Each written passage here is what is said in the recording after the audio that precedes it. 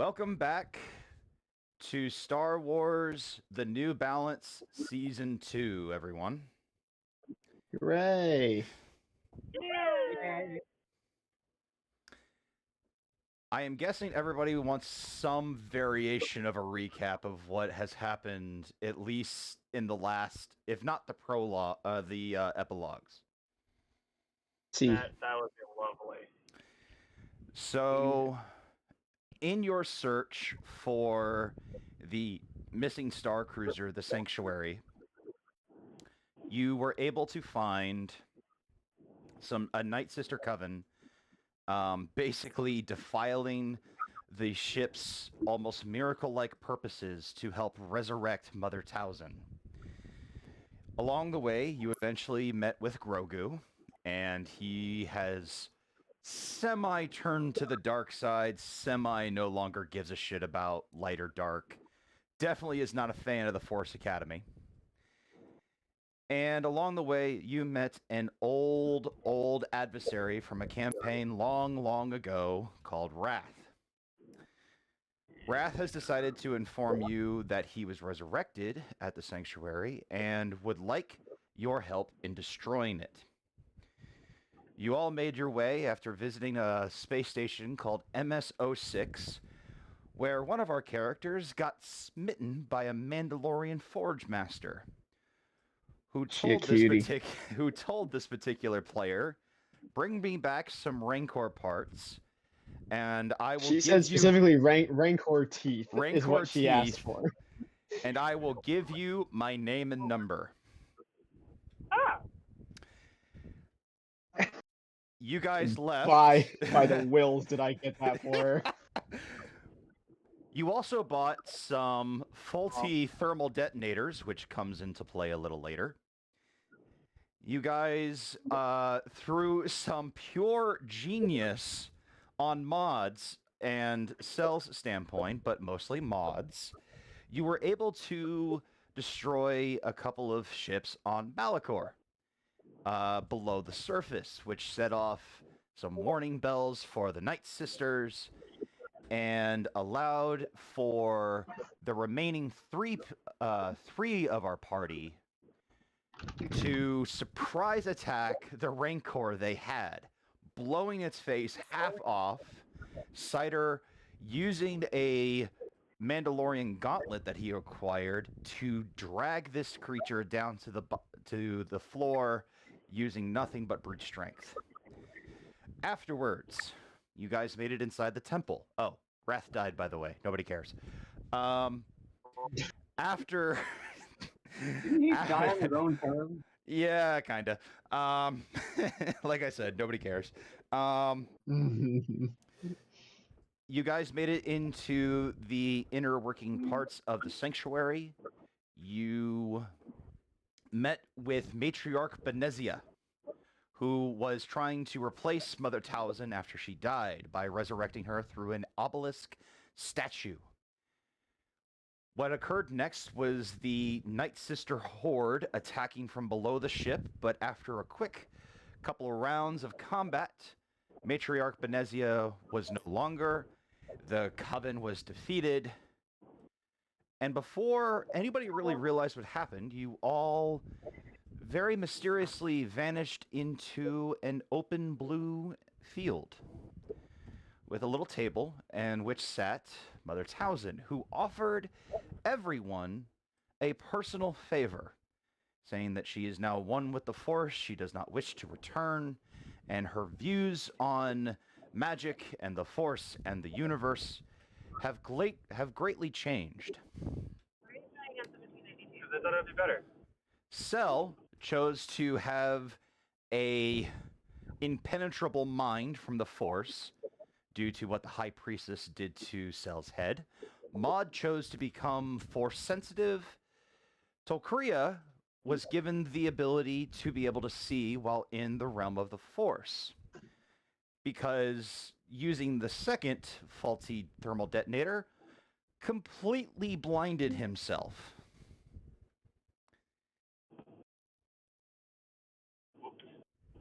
Cider has yet to use his favor for Mother Tausen. After you all left the ship, a Force Academy battle cruiser came out of hyperspace, and the High Paladin Ducard met all of you and said that you are all under arrest. You all made your arguments that none of you are really with the Force Academy. Tolkria, however, was, and returned to the academy to confront High Paladin Luthrain. To those who were not there, little was known about what happened, but nothing good. We are later joined in by Cider, who is visited by a Force Ghost variation of Tolkria, who basically just says, "Oh, by the way, I'm dead." The other 3 members of our party have separate journeys while venturing back to Lothal, the home planet of Cider. And while there, it was discovered that Cider is the first chosen to return to Lothal, but was not the first chosen. This somewhat upset Maudie to an understandable degree, and the 3 were sent to a cave which was said to have held unknown knowledge to most of the village. Traveling by Lothal wolves, you all ventured into the tall grass, vanished for a little bit, came out to a mysterious cave. Inside the cave, you were met by a giant spider named Apolox, who gave you all visions and tried to test your mental by showing you mirror images of yourselves. Congratulations, that was the round that you all scored 2 white force points, and I have literally never seen that happen since. And that was everyone. Everyone scored that. Everyone scored max light side. Exactly. At the same time, you were, as passing this trial, you were given a holocron. A holocron with the move ability, as well as knowledge from the great Jedi Master. Ah, crap. I had his name here, and now I forget. Ezra Bridger. Thank you. This holocron was his knowledge and was his foretelling of what happened after the events of Rebels. You all returned back, and for the past 6 months, you guys have been living, teaching, and just sort of recovering on Lothal. However, we do step back in time for a brief moment as the DM forgot that our player, who was trying to get with the Forge Master, was trying to do something. So directly after the combat that happened on Malachor and Tolkria was sent away, Cell, Maud, and Cider all flew back to MS-06, fresh from their battles, not looking the cleanest. As a matter of fact, y'all look pretty banged up. Echo is the first to meet all 3 of you, recognizing the ship, bringing it back in. Well, that looks like the Kraken. Better bring her in.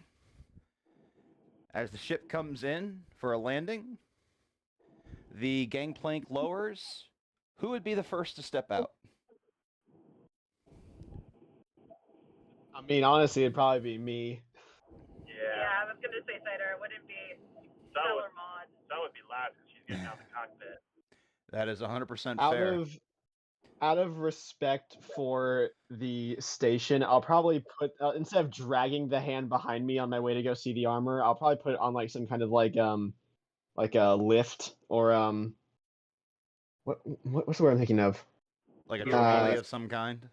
Yes, some kind of like trolley, like hover trolley or something.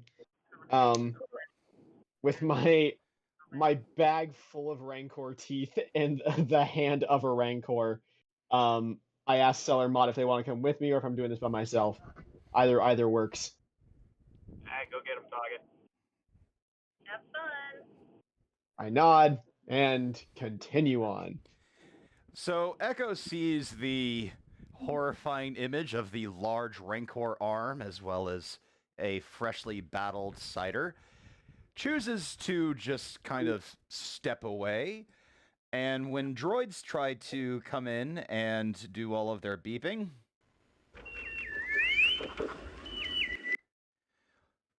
Echo just kind of shushes them away and makes sure that they don't get in your general direction, because you currently do not look like a person who should be messed with. It takes about 10 minutes. Go ahead. Fully unshowered, rips in my clothes. Like I look disgusting. Cuts and bruises everywhere. Yeah. It takes about 10 minutes for you to get from the landing pad to the Forge Master's shop. As you enter, the last time you were in here, it was very dark, not a whole lot of light. The only bit of light that was coming was from the forge itself. As you enter again, it's basically the same thing. But right before I enter, I want to leave the trolley outside, take the hand off, and drag it into her shop. So you hear the flonk, and every just wet sloppy sound just kind of hits the ground. You drag the arm in. It doesn't even take security systems or any sort of sound for everyone to be aware of where you are currently, and the Forge Master kind of doesn't even. Yeah, the Forge Master heard all this from outside and just kind of looks up and then sees you dragging a heap of flesh into her shop. I throw it maybe like a foot or two in front of me, and I hold out my arms like, ta-da! Oh my... She drops her hammer. She drops whatever piece of metal she was working on. I then go into my robes, pull out the sack of teeth, and just toss it to her. She kind of fumbles to catch it because still in shock. She opens the bag. She opens the bag. I only wanted the teeth.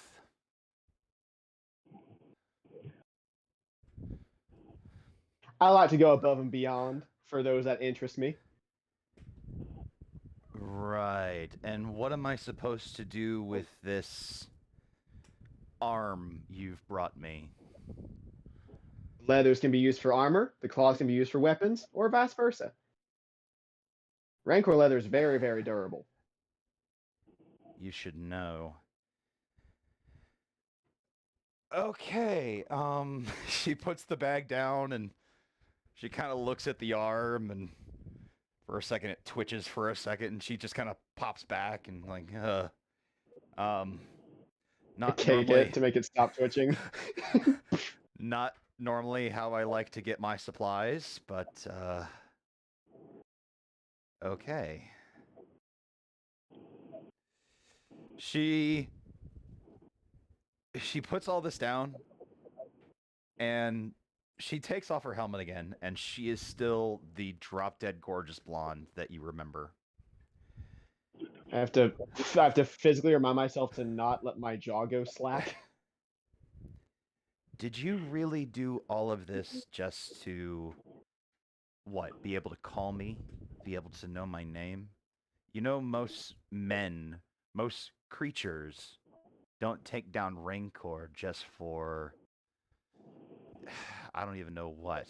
It's not something you do just because. I just kind of shrug. I suppose a deal's a deal. And she hands you a data pad. And her name is Naya Ortega. And she gives you her 1 second. One more time. Spell it for me. Naya, Nigea, H. Naya. Ortega. Exactly how it sounds. Ortega. Pretty armor lady.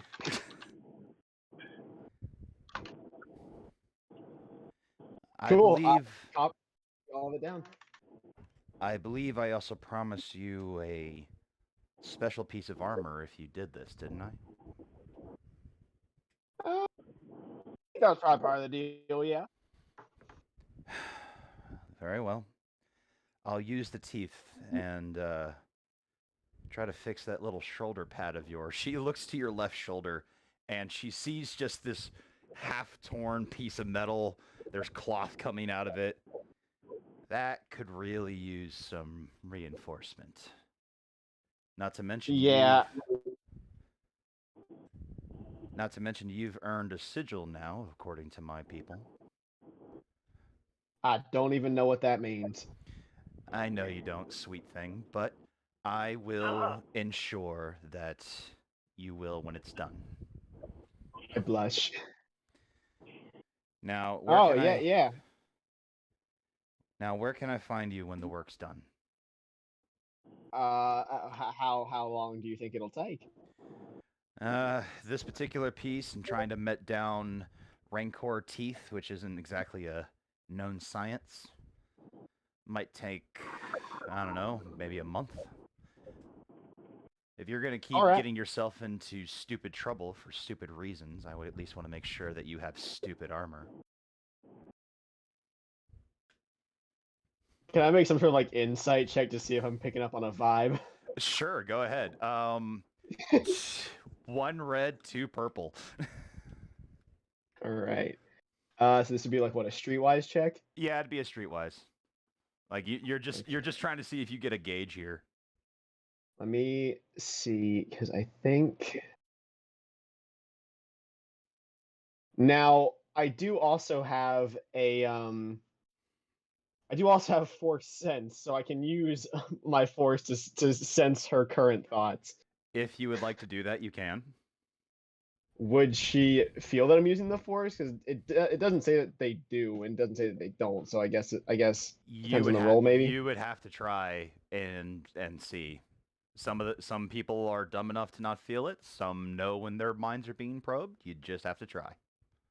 She's also a Mandalorian who hasn't really fucked around with force users, I'm assuming. So I'm gonna do it just to like gauge like surface level stuff. Okay. You're gonna have to give my there we go. So you not really having the knowledge to really gauge whether she's actually likes you or not. You kind of use your newfound talent and try to sense a little bit of her emotion, and as you do, you get the feeling, no, she really thinks you're dumb. She may like that about you. As a matter of fact, you get a little twinge that she finds that kind of appealing, but she thinks you're pretty stupid for doing this. Inside his head, he just goes, "I'll take what I can get." And then I give her the first I'll be like, do you have? I'm assuming you have some mode of transport off of this station. Yes, I wasn't born here. All right, I'm just making sure. I don't want to assume anything. I can give you the coordinates of where we're heading, where we're gonna be. That'll be fine. I don't mind delivering this particular piece of armor. This is going to be about as special order as special gets. I smile and blush a little bit, and I go, "All right, yeah. We're going to a planet called Lothal. I don't know if you've been there." No. And then I give her the coordinates. Good. Now be a good boy and take that arm into the back. You will scare what few customers I have left. On it. Grab the arm and drag it. As you do, you try to get past the door a little bit, but it is literally too big to fit through the door. The door opens. I spent like a good 20 minutes trying to finagle it in like a couch. Yeah, exactly. All right, we're going to go ahead and stop that portion right there. Dinner's ready for me, so I'm gonna be just like 4 or 5 minutes, and then we'll get to the main event. I'm sorry. I'll be back as soon as I can. Hang tight, everybody. No worries. No worries. Oh, little cider has a. It's I got adorable. I got a lady. Kind of. I mean, you've got someone who you were interested in, and who actually you did a very, very reckless, but you succeeded. Yeah, well, when there's a job that needs doing and a lady to impress.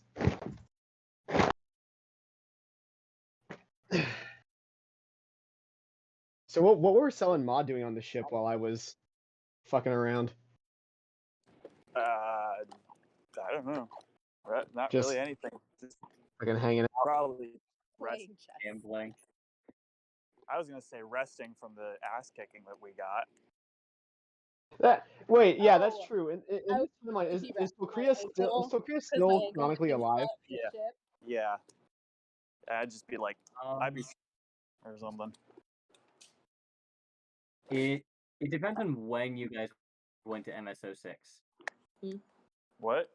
It Well, depends on when you went to MSO6. If you went directly after we got found on Malachor, I would still be probably traveling to Coruscant. Yeah, because it's a long hike.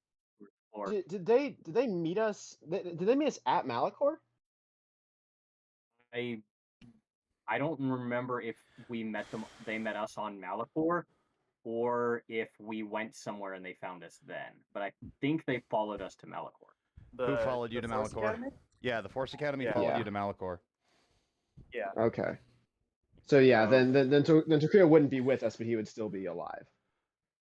For this encounter, probably. He would have been alive up to this point. But now we're moving ahead 6 months, so he is most definitely dead. Yes, very, very dead. Little Bogman is no more. Oh, Everybody say aw. that little guy. I'll miss him. Good man, that Tokria. We cut ahead 6 months on Lothal, and things have been unusually quiet. Even for a place like Lothal that does not see much action or excitement, this place is still, I'm pretty sure for Cell and for Maud, having come from Tatooine, this place is downright boring. Yeah.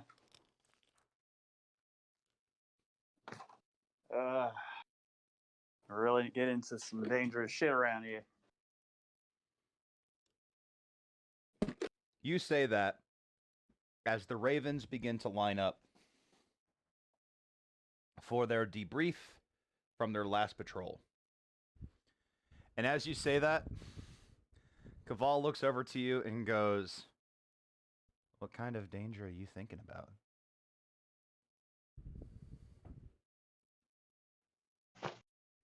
What? How says that? Who? Kaval, the Oh. yeah, Oh, you, okay, okay, her. Mm. I don't know. I don't really have anything in mind. I'm just bored.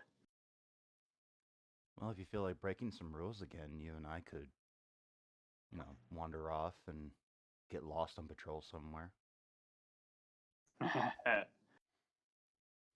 Really not. She straightens up immediately and goes, "No, ma'am." And you turn, and the second in command of the Ravens is staring you directly in the face. I don't even get up. I just like, how's it going there?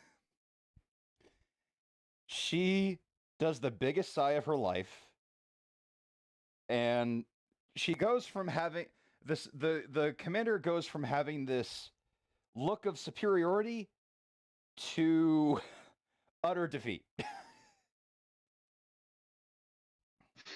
What's up? You tired? You looking a little sleepy there. I really wish you would follow protocol and stand when a superior officer is in front of you. What way? Me, you. Yeah. Since when? So, how are you sitting in the chair exactly? Like feet up, probably leaning back to a point where it's like just at like just before tipping point. Cool. She, as a matter of fact, I'll go ahead and make a roll for it. Uh-huh. I'll do this against this. Oh my. This is great for a DM Wow. start, everybody. Wow. I don't see anything. 'Cause She, I'm- no, this isn't something that this isn't perception or anything. She tries to kick out the leg, and you catch this so much that you actually put more weight on the side that she's kicking, and she immediately recoils back and kind of starts walking around, but you could tell she's got a little bit of a limp in her leg. All Gotta be the quick other in the officers, night. all the other officers begin to laugh a little bit and try to keep from smirking. And that's I when wink she at look. Koval. That's when she looks around and goes, "Quiet." Oh, this hurts. All right. Does anybody have anything to report? Going down the line, no, ma'am. No, ma'am. No, ma'am. It gets to you, Cell. Hey, you know what? There was a bed I saw the other day. Looked a little sus.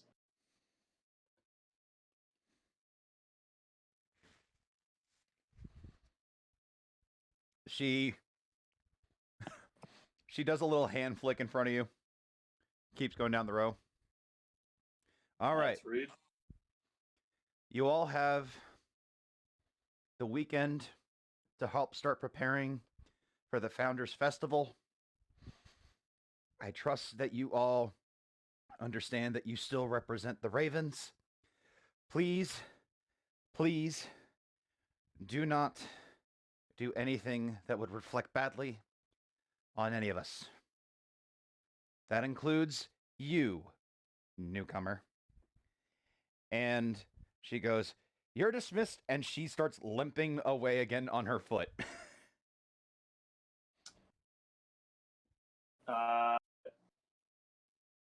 As soon as she's gone, let's see. I kind of nod to Gaval in a direction where it's just like somewhere private is like in a direction where not a lot of people are. It's like, and raise my eyebrows. Caval gets a like smirky little cheek on her face and follows you to that direction. Yep. As soon as we got some privacy and we're out of like eye shot and ear shot and everyone, I just, fade to black.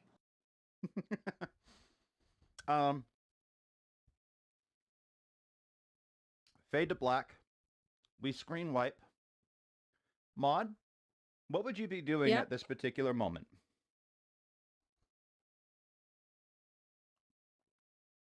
Meditating. Please roll a force die for me. Are you doing this alone, or am I there too? That's a very good question. I'd probably have Cider there, just like kind of like helping me. Okay. Me. Oh, Gio, should we have rolled Destiny? Yes. Mm-hmm. Well, that's for her meditation right there. My apologies. I should have done that at the very beginning. I got distracted by my prolonged recap. Yes, everybody please It's all roll good. force dice for me. The Okay. the so- two lights I was for Maud's meditation. Yes, I got that. I have that collected. Thank you. Oh, are you not bringing this up, and are you waiting till later? I'm waiting until later. The X should probably come up. While Maud's doing her thing, I'm gonna go. I'll be right back. Okay.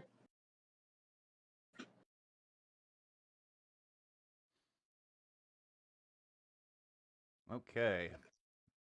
I see that Cedric has rolled. Oh, I have to roll. Oh, I didn't realize you had it wrong. Sorry. What did I roll? What did I roll? No. Wait, wait. Oh, there we go. Kate, can you roll a force dice for me as well? Again? Yes, I still need to get your destiny point.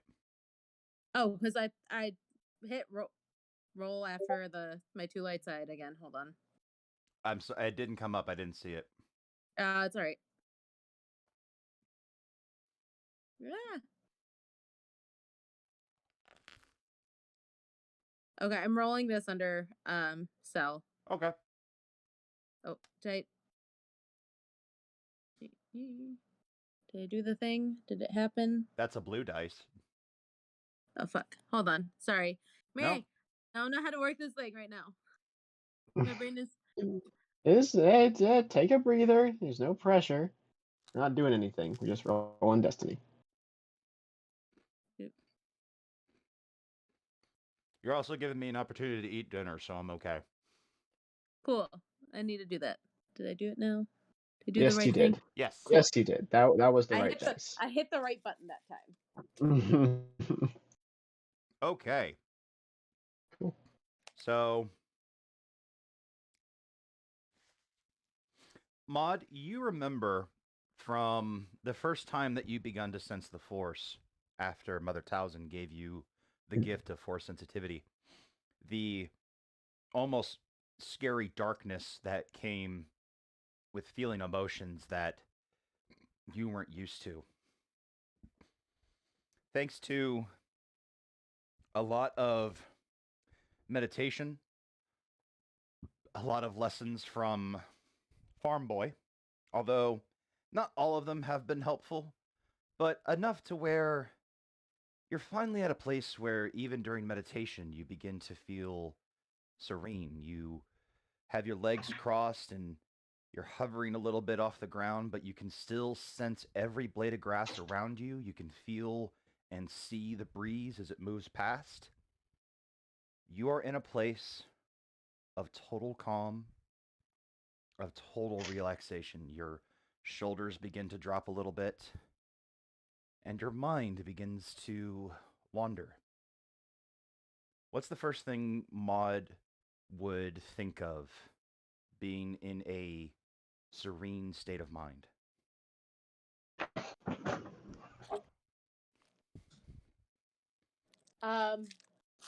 She would probably start just kind of like thinking about building, just kind of like something that she's built like 1,000 times, just like re-putting together just a simple engine, just because that helps kind of keep her nice and calm, and just thinking about going over it and just kind of mentally walking through the process, and just kind of that's all she kind of feels. You begin to focus on this engine. And it's not even really distinct.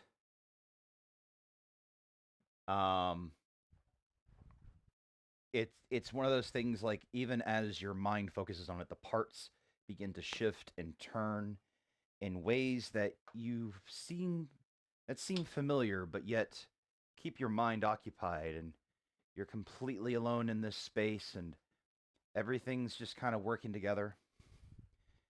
As you begin to focus on this,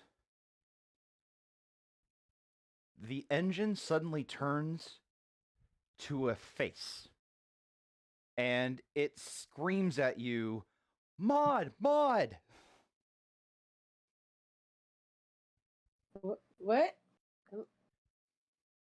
You open your eyes a little bit, and you look down, and you see a little 6-year-old named Casper, who has been very annoying to you.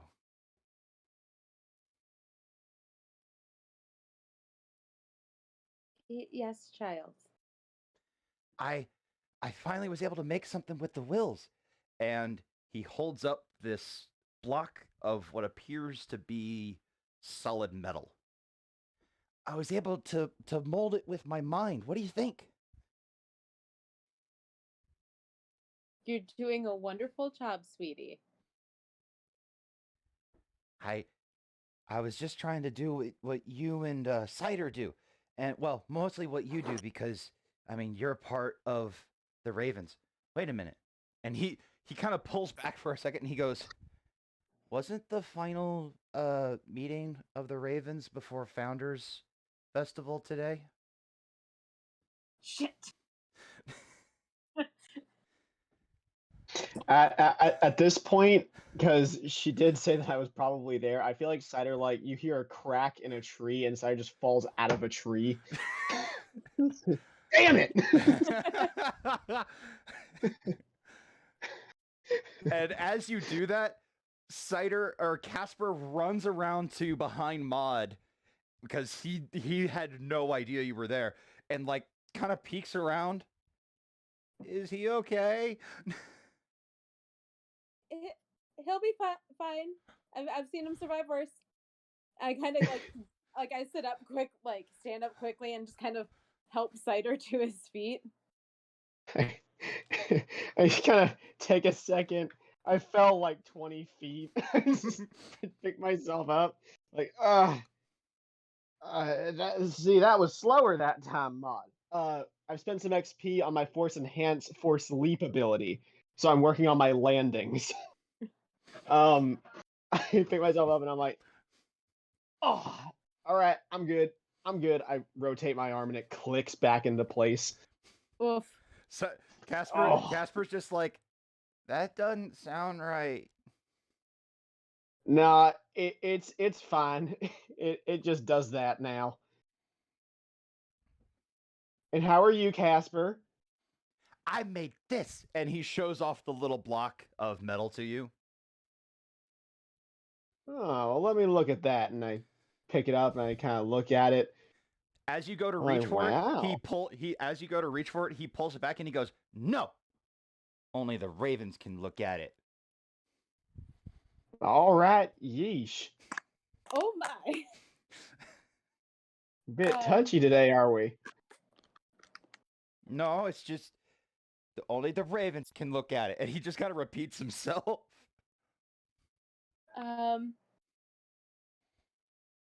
Well, you know, other people other than the Ravens can appreciate work that you've put so much time into. Did you show Sal yet? No, I was looking for Cell, but then Koval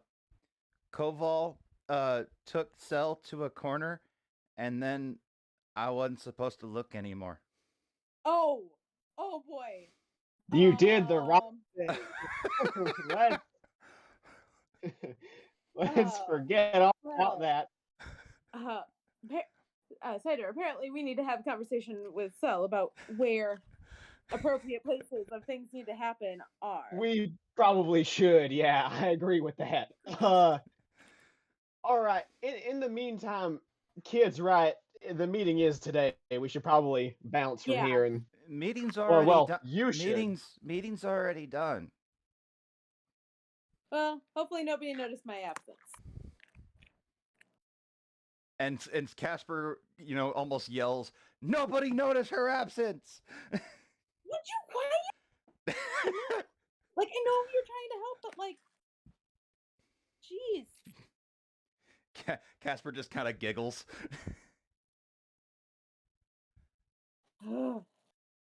I crack a kind of smile. lean over to Cider and whisper, "Remind me, I don't want nor need one of those little things." Oh, honey, I'm right there with you. I got too much of my own shit going on to worry about this. So yeah, I agree. Either way, it's time we get going. If anything, to have that conversation with Sale. Yeah, that conversation needs to happen sooner rather than later. We wipe away again one more time, back to Cell. The deed has been done, and Kaval's kind of putting back on her shirt a That's my little shirt. bit. Huh? No, that was mine. That's my shit. I said sell, didn't I? Yeah, no, that's my shit. I'm telling her that like I'm pretending. Oh, that she, okay. Ah. I'm sorry. Confused the DM. She kind of Caval looks at the shirt and goes, "Well, it's mine now." It's gonna be so big on you. I like big things. But here's the problem: you're so small, and I can't wear your shirt. Yes, you can. It'd be really cool if you did, actually. You know what? Uh, You should go in front of the commander and wear my stuff. The shirt I wear is already small. Have you seen these things? Like That's- they're usually like practically popping out there. Yeah, so wear Problem something is, smaller. If I It'd wear be your shirt, I can't even show up in decent society with a shirt like that. Everything's gonna be showing. well. Who says we have to be decent in society? You know what? And I reach down and I grab her shirt, put it on, and then I grab my jacket and I put that on over it. It's just like, And she you have to goes, see- "Go ahead, go ahead." in a way, it's like you have to really be looking for it in order to see the indecency. And she goes, "See, looks perfect on you, and only I will know what's going on." Eh. So, Hey. about this Founders Festival. What is that? What is Oh, this? yeah, keep forgetting you're not from here. The festival that's coming up is the day that the village got founded by the original patriarch and matriarch. It's a whole thing. It's normally pretty lame, and I wouldn't go, but I heard like that a- there'll. Go ahead. Sounds like the pompous people. It kind of is, but I figured if I don't know you're going, it might not be as bad. I mean, aren't we both going? I mean, we don't have to go. Technically, what Commander said is just don't embarrass the clan. Well, can't embarrass the Well, clan wouldn't if it we're not be- there. Yeah, I was about to say, wouldn't it be easier to not embarrass the clan if we just don't even show up? Yeah, but there's like this whole dancing thing, and there's plenty of drinking going on, and I figured, if you're gonna be there, it might not be as might not be as lame.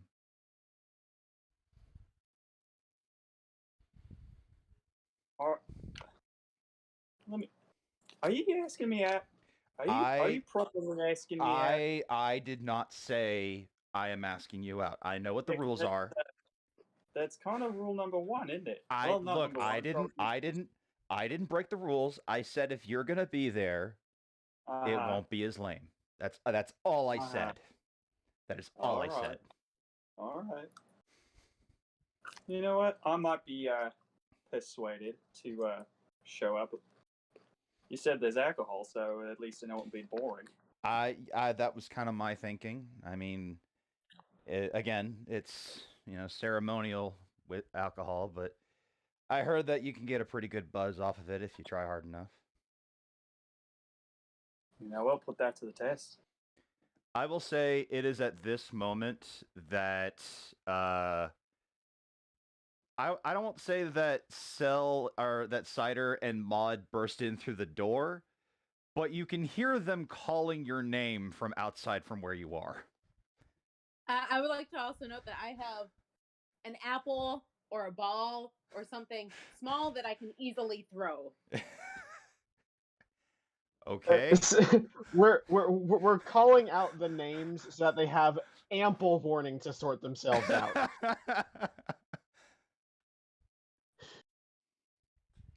So, Cell, at this point, you begin to hear Maud and Cider calling for both you and Caval. I do a quick pinch of the ass and then just get decent. She slaps yours on the way out, and She says, "You leave first, and I'll leave like an hour later." These my quarters. You know what? That's a good point. How about you leave first, and then I'll leave an hour later? You know what? All right, fine. As you step outside wearing a shirt 3 sizes too small, and your jacket is covering you, did you remember to put on pants? Give me a second.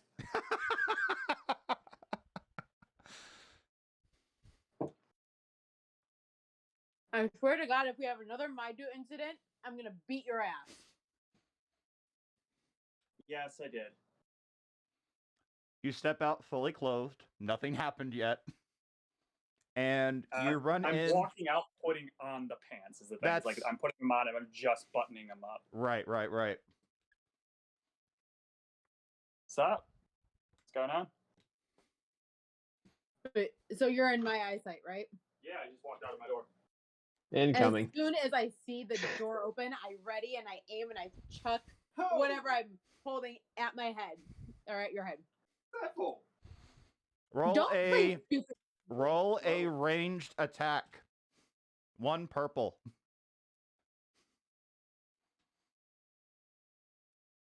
Light. Light. Yeah. Well, it's an apple, so 1 purple. Mm-hmm. Cell, do got you it. have An apple. Can I? Can I give the help action to maybe add a blue to it? No. Ah, So the one advantage, Will you Cell, let it fly past Sal's head? it goes right past her ear. Don't play dumb with me. What? If you're going to fuck around with people, don't do it in front of children. Wasn't. Get back to the room. Then how did children see you? What children saw me? His name's Cooper, right? Casper. Casper. Casper saw you. Oh, fucking the kids everywhere. Likes you. Yes. But, child, you need to think before you. I thought I was. Clearly Well, you know what? I was doing my best. You're a fucking idiot. You can come out. We know you're there. As those words come out of Maud's mouth, it doesn't take long. And out pokes Caval's head. Hey, Maud. Hey, Cider. I cock an eyebrow. I'm just grinning the whole time. Just like, I don't care. And Caval doesn't even like try to hide anything. She just kind of goes, "So back to my room. I'm gonna go." Your room's the other way on. Oh, right. And she literally turns around and runs past all 3 of you.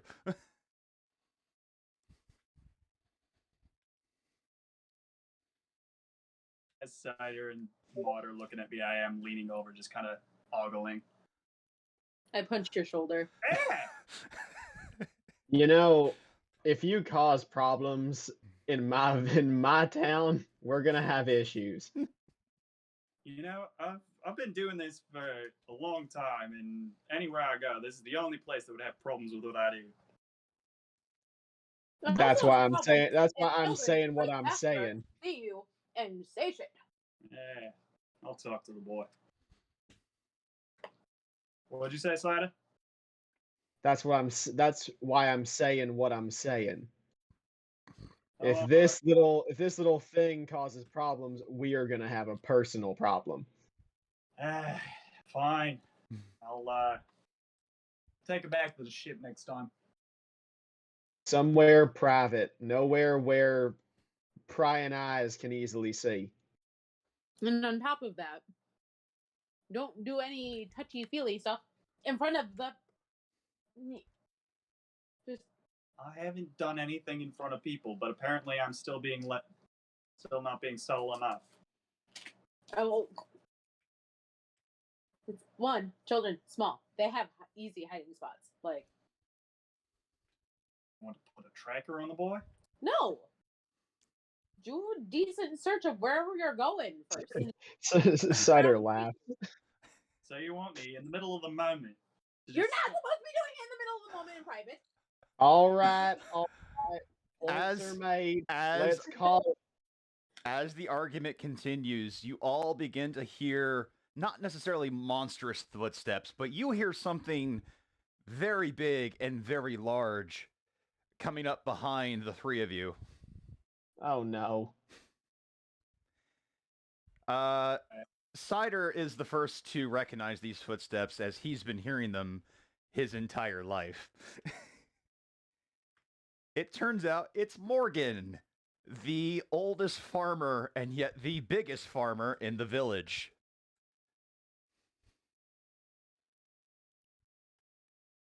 Am I to understand that something uncouth going on here? Nothing uncouth. We're just sorting some stuff out. No need to worry yourself. Just sorting stuff out. Like you don't have plenty to do, Cider.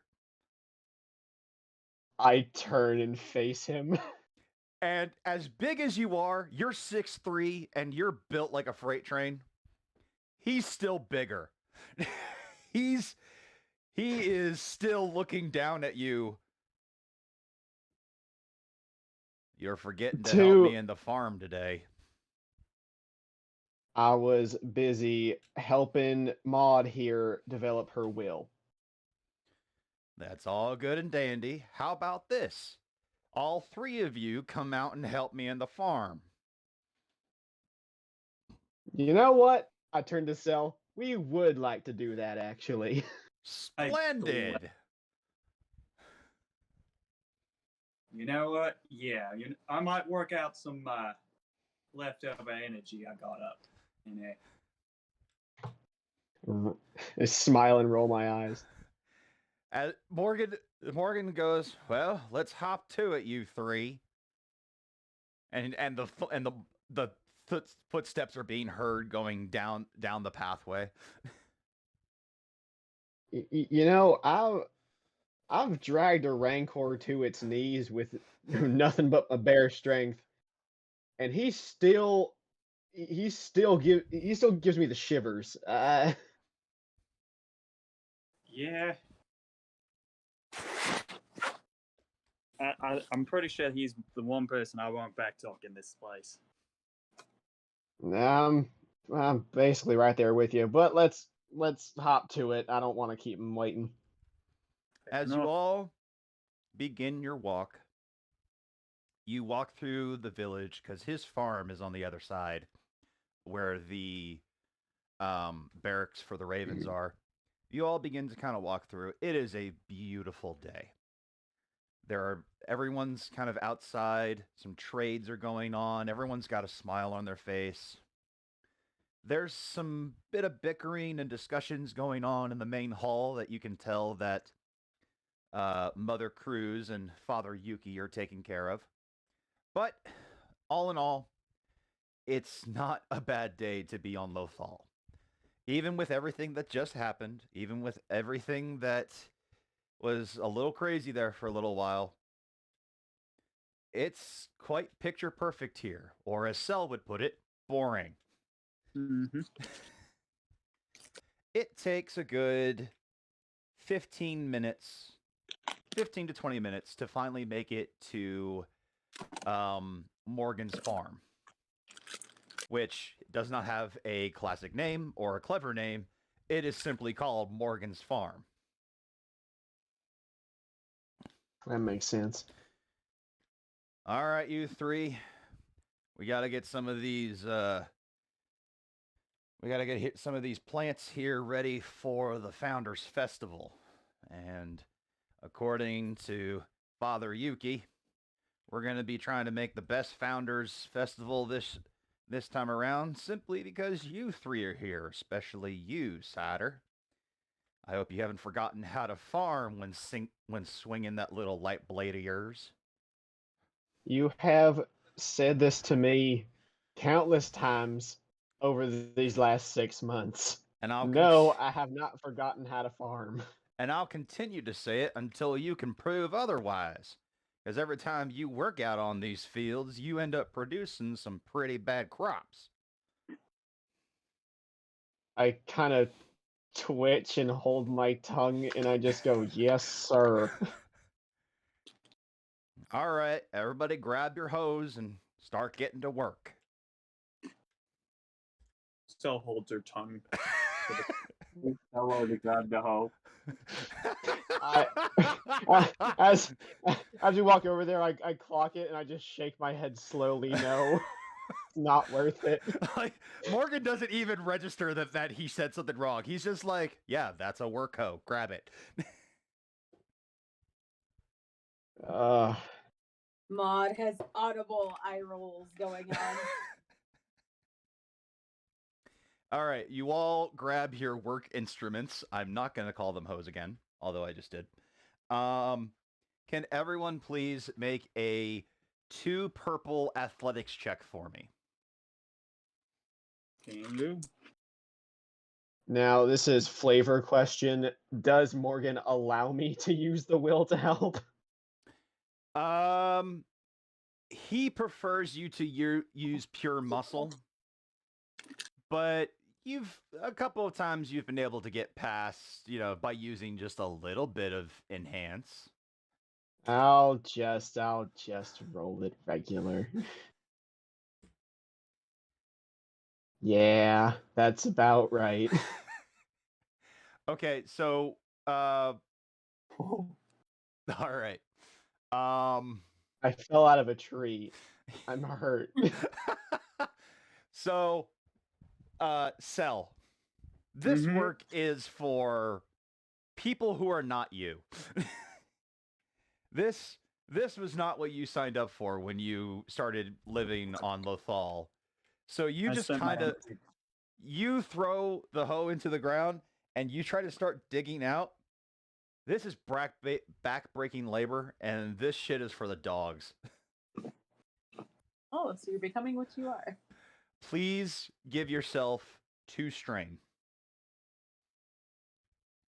Maud, after the frustration that you had with Cell, this is almost exactly what you need. You take the blade end of the instrument and it thrusts directly into the ground, and you are digging up your roots like crazy. You can actually look over and you can see Morgan's actually a little impressed. Cider, you know what you're doing. You've known what you're doing. You did this before you became the Chosen. But it doesn't help when Morgan is constantly breathing down your neck and constantly critiquing every single stroke you take. Please take 1 strain. Okay. I know my problem. I have to constantly keep my jacket on because the shirt under it is 2 sizes too small. And You start chafing. That's when you actually start to curse Koval's name. It's like, damn it. If she listened to me, this wouldn't have been this hard. You know what? I'll get it back next time. I just silently continue my toil. I don't respond to what he says unless he tells me to do something different. I'm fully beaten at this point. I'm just trying to get through the day. About 3 hours go by. That's how long it takes to do some of Morgan's work. And the sun's still high in the sky, but it's going to be getting to the point where it's actually pretty comfortable out here. And he goes, all right, you 3, that's enough for today. I collapse. Oh, for God's sakes. And I'm going to go ahead and... Actually, no, I won't roll a check. You collapse face first into the dirt cell. And you hear, oh, for God's sakes. You hear these footsteps come over.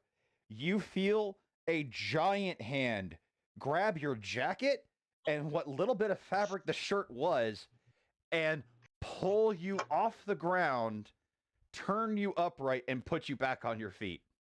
Does the shirt rip? That would be hilarious. The shirt does not rip, thankfully. Don't you go passing out on me now. Go get yourself some water before anything bad happens. I am too tired for any sort of sass. I do as he says. Hey, Maudie, you put in some Yeah. fine work today. I'm quite impressed. Why, thank you. How about you go inside and grab yourself some food before you go? Make sure you get some for sale as well. Despite the effort, they put in a good day's work. All right, thank you so much, sir. Absolutely. And he walks over to Cider, once again, thunderous footsteps coming towards you. I know I'm hard on you. I am sorry about that, but you were literally the best work hand I had before you left. I'm sorry to see yourself given over to this. Well, just the way of things. You've heard this speech every time you've worked for him. This is the you can recite it at this point. Daily occurrence. Yes. Daily occurrence at this point. Yeah. And his foot even does the Captain Morgan thing. He props his foot up on his instrument.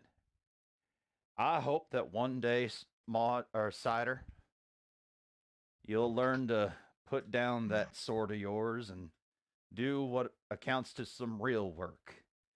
And that means putting your nose to the dirt and really pulling up some of your own food and making food for everyone else. I hope one day you learn to appreciate that, boy. The entire time Cider is giving the solemn nod, but in his head he is seeing like the script that he is like memorized. Like, He's you like, can wow, you can yeah, repeat this back. word You for can- word. Yeah. Word for word, a whole week in a row. That's solid effort. All right. I think you've heard me ramble enough. Go inside and get yourself some grub before you guys go home. Cheers, Morgan. And I head inside, make sure that Cell is okay. As you walk past him, once again on script, you even tense up your back as you know it's coming. He slaps your back. It's supposed to be good job, boy, but it's more of a get your ass moving, and it actually kind of hurts, but you've gotten used to it at this point, so you tense up your back before it even hits. I kind of like roll my shoulders back a little bit, like, oh, yep, doesn't get better. And keep moving. So for Maud and Cider, obviously Captain Morgan's wife, Morgan. No, sorry. Morgan and Morgan, Morgan, the law firm. Morgan, God damn. I'm sorry. I'll come up with a name for her later. But she has She prepared. farms. She's a lawyer. She has prepared some nice loaves of freshly cooked bread. Cool. So it's just at whatever well there is and just like pumping, like not even pumping into a bucket, just like Just straight drinking it into her mouth. straight from the straight from the well. Uh-huh. All right, it is closer to, let's say, 5 o'clock than it was. Well, it's closer to 5 o'clock now. What would you guys like to do?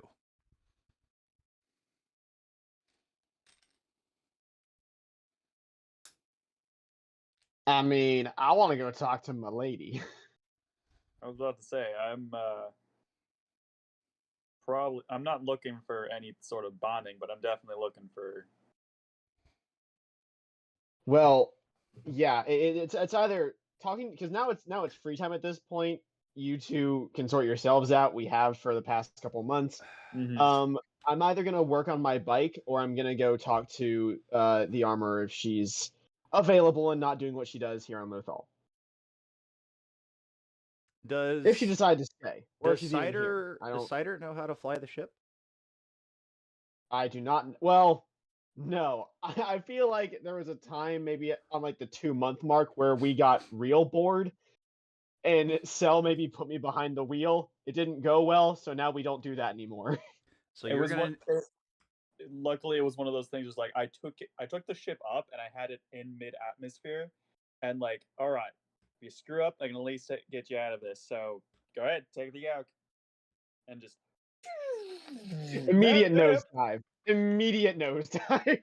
I wish I had the Millennium Falcon power down sound, but I don't. It's like this. As soon as I sit in the seat, like and it's not even a nosedive. It just starts to fall. Like it's just completely flat. Just I stopped the ship just like 30 feet above the ground, just and I'm just glaring at Cider. So in order to get back to MS06 Cider, you will need to have someone give you a lift. well, because she said it would only take a month to complete the armor. Has it been a month yet? She said it's been 6 months, right? Absolutely. She gave you Okay. the armor. She knows where you are. Wow.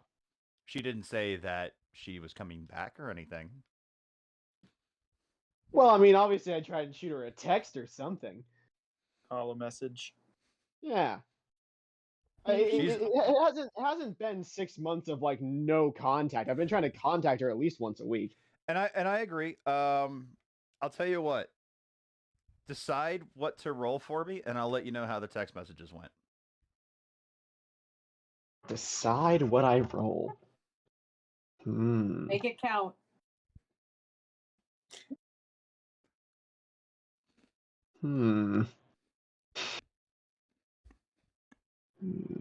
I can roll a cool check Go ahead. to come across as cool. 1 red, 1 purple, 1 black. 1 black for what?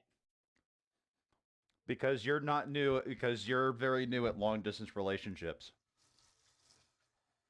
That's fair. All right. Let's roll me a cool check. The alternative would be rolling athletics because I'm sending selfies. I mean, if you Go want along to, with it. it'll be a worse difficulty if that's all you sent. I'm putting it that way. How? Well, no. It'll be like, hey, how's your day? How's the week been? Give me an update along with like a selfie, like a post workout selfie. Okay. Me and Kid have the same idea.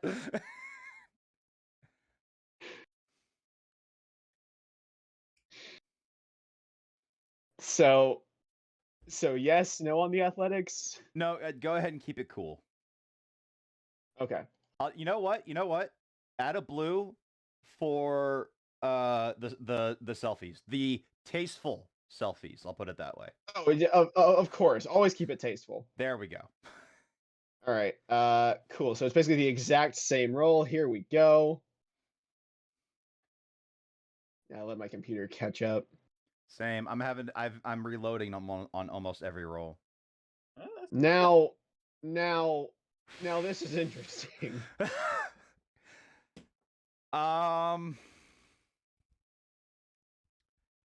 So wow. Does she take my selfies as a challenge?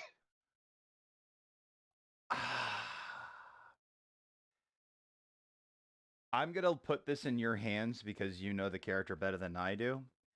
The Mhm. 6 months of messaging has actually been going very well. It hasn't been anything like super formal. It's been very casual. You know, sometimes you guys call each other. But last week, you fucked up. And you fucked up royal. What would Cider have done to not necessarily cut off communications with the Forge Master, but you can tell like a day later, you're like, oh shit, I shouldn't have done that. It's definitely like they there would have been like some kind of like small get together or some kind of like bush party or someone threw some kind of party. And Cider definitely sent like a slew of like drunk texts that were less tasteful, and maybe he even like started just ranting about how hot another girl was. Ooh. So And then he woke up the next morning, looked at the chat log and went, "Ah, fuck." so Oopsie. so it was one of the parties that the Ravens were throwing. And I will say that Cell was trying to push drinks on everyone, trying to have as much fun as possible, also to give an exit for her and Caval. And yeah, you started texting about how beautiful one of the Night Sisters looks tonight. And you shared a photo that you know your mama would blush at. I was gonna say, okay, that yeah, most likely. But another picture that may have been sent because I think it'd be equally as bad, but still kind of funny.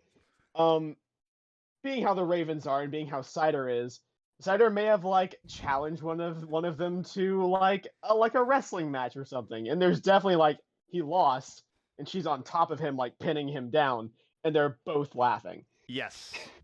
And Something that could very easily be misconstrued out as of something not good.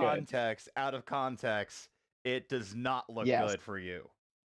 No, so I'm in the doghouse for now. And if what is the armor, may I ask? So she did fix a shoulder pad for you, much like in the Mandalorian series.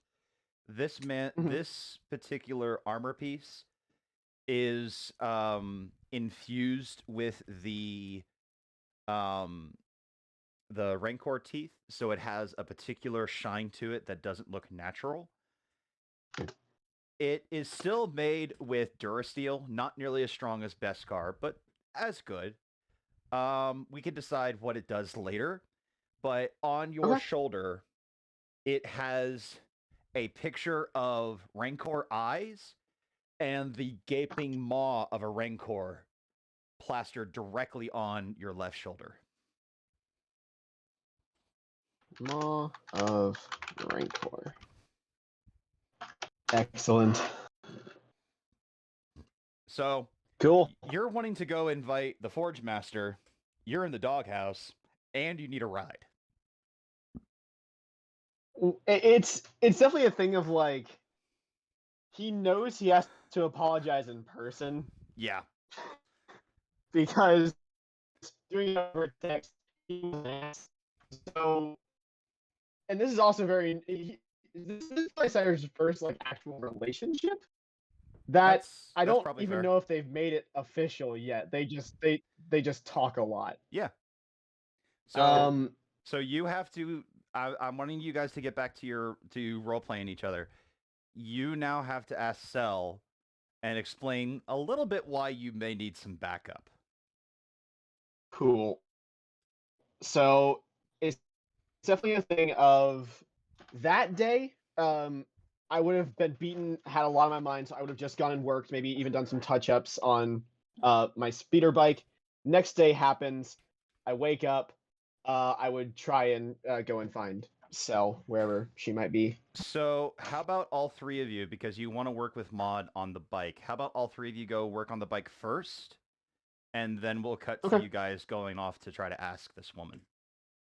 Kate's in the bathroom. That's fine. Okay. All right. So if anything, it's probably Maud's probably doing some welding on the bike, and I'm just kind of looking and watching, like going over the blueprints and all that. I turn to Cell and I go, Cell, I got a question for you that you might be able to help with, or you might not, but Sal is Ha- again.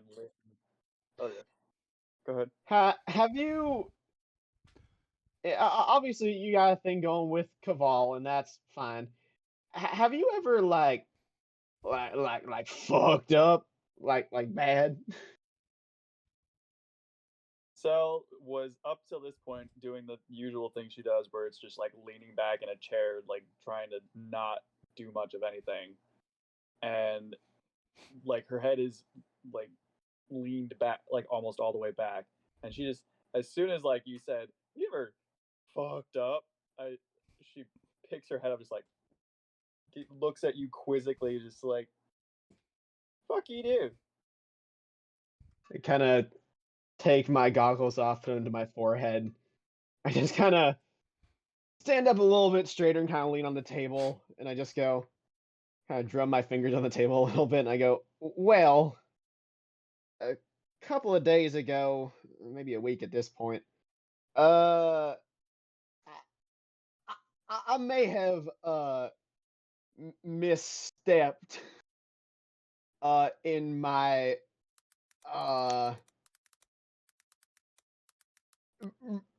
friendship with Naya. So The Forge Lady? yeah. Would nah. You so you okay? So what exactly did you do? Because now apparently we got to do some damage control. So I need, what exactly did you do? Well, so you remember that? You remember that little bush party a while back where it was the Ravens were having a a little get together, little bonfire. Yes and no. All right, yeah, I'm pretty spotty on it too. Do you remember how I wrestled one of them for fun? Yeah, you got your ass picked.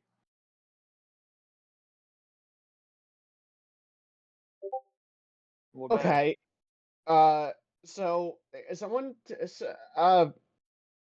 you know what? Here, and I take out my data pad, and I scroll up to where it started, and Mhm. I tell you, I'm like, okay, now when you read, and then I just a message of when you see the message, what do you think? Don't scroll further than that.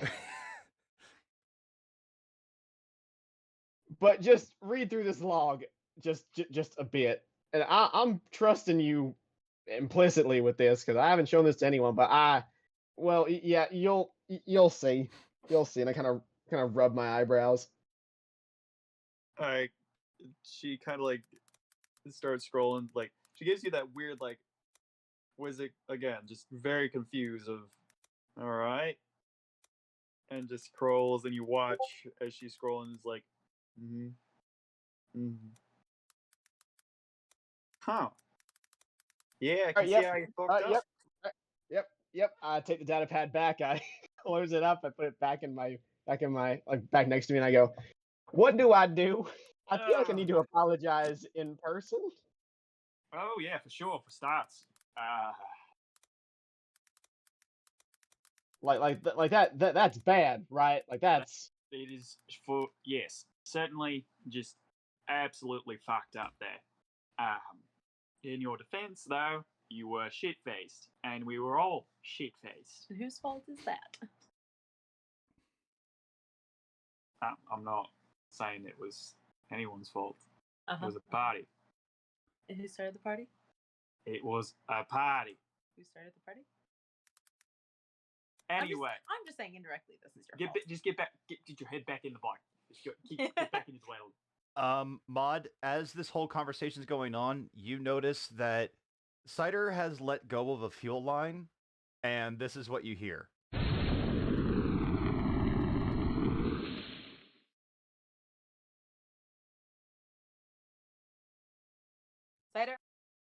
I'm gonna need you to focus. Ah, I just wait. What? Oh shit! And I go over and fix it. All right, hang on. I gotta do a roll real quick. I will not use the force with it as a show of good faith. Here we go. Haha! You son of a bitch. Aha! So now it's even worse. It because- is. it is so much worse. You know what? So Cell, you remember that power I gave you? yes. Can you make a roll, please? Okay. I don't know. One purple. Okay. now we already did this when we first met. Insider is not a virgin. Just so you know. Yeah, but This is on like session 1. through I don't through know if the the power context extends. through the context of the conversation and all that kind of stuff. Cell, Hey, do you this realize? is- They aren't fucking. Virginity. They had at least once. I feel like with that roll, it was one time, but It it was was. like a day event. for Sai- a Sai triumph, was, I'll Sai give was you that. missing. Sai was missing for like a day.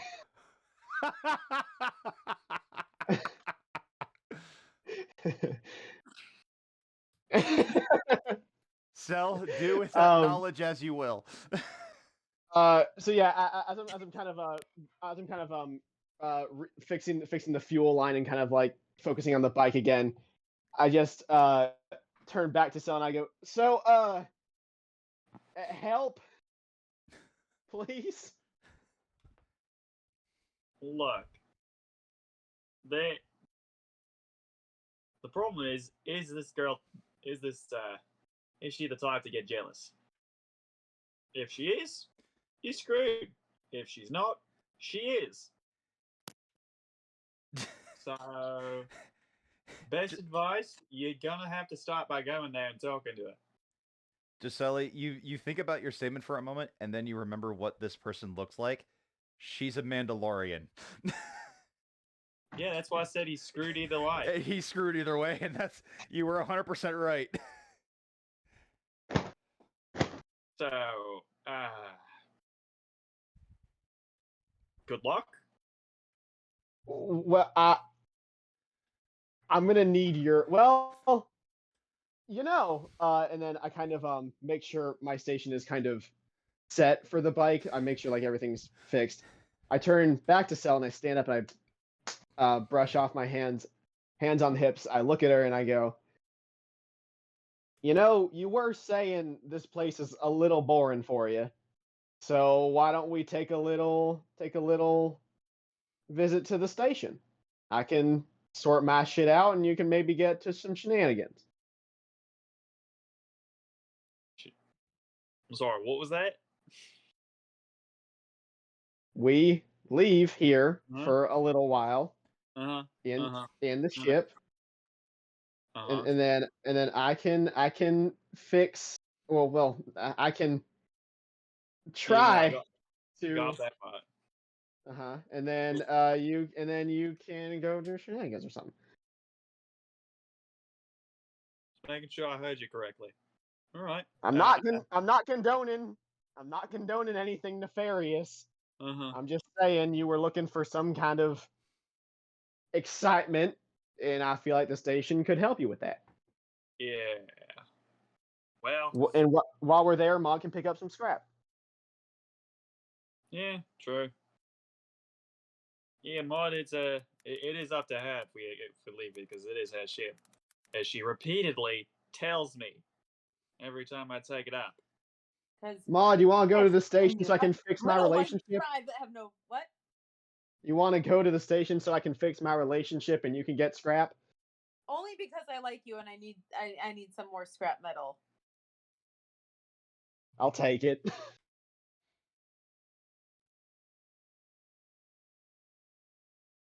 It's at this moment that everyone piles back onto the ship. Cell takes her seat at the helm.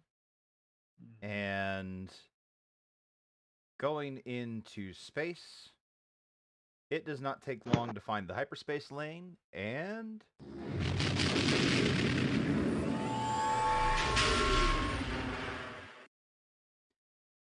it takes relatively short amount of time to get to MSO6. You all begin to dock. Everything's going smoothly. You hear the sound of droids coming out to help fix the ship.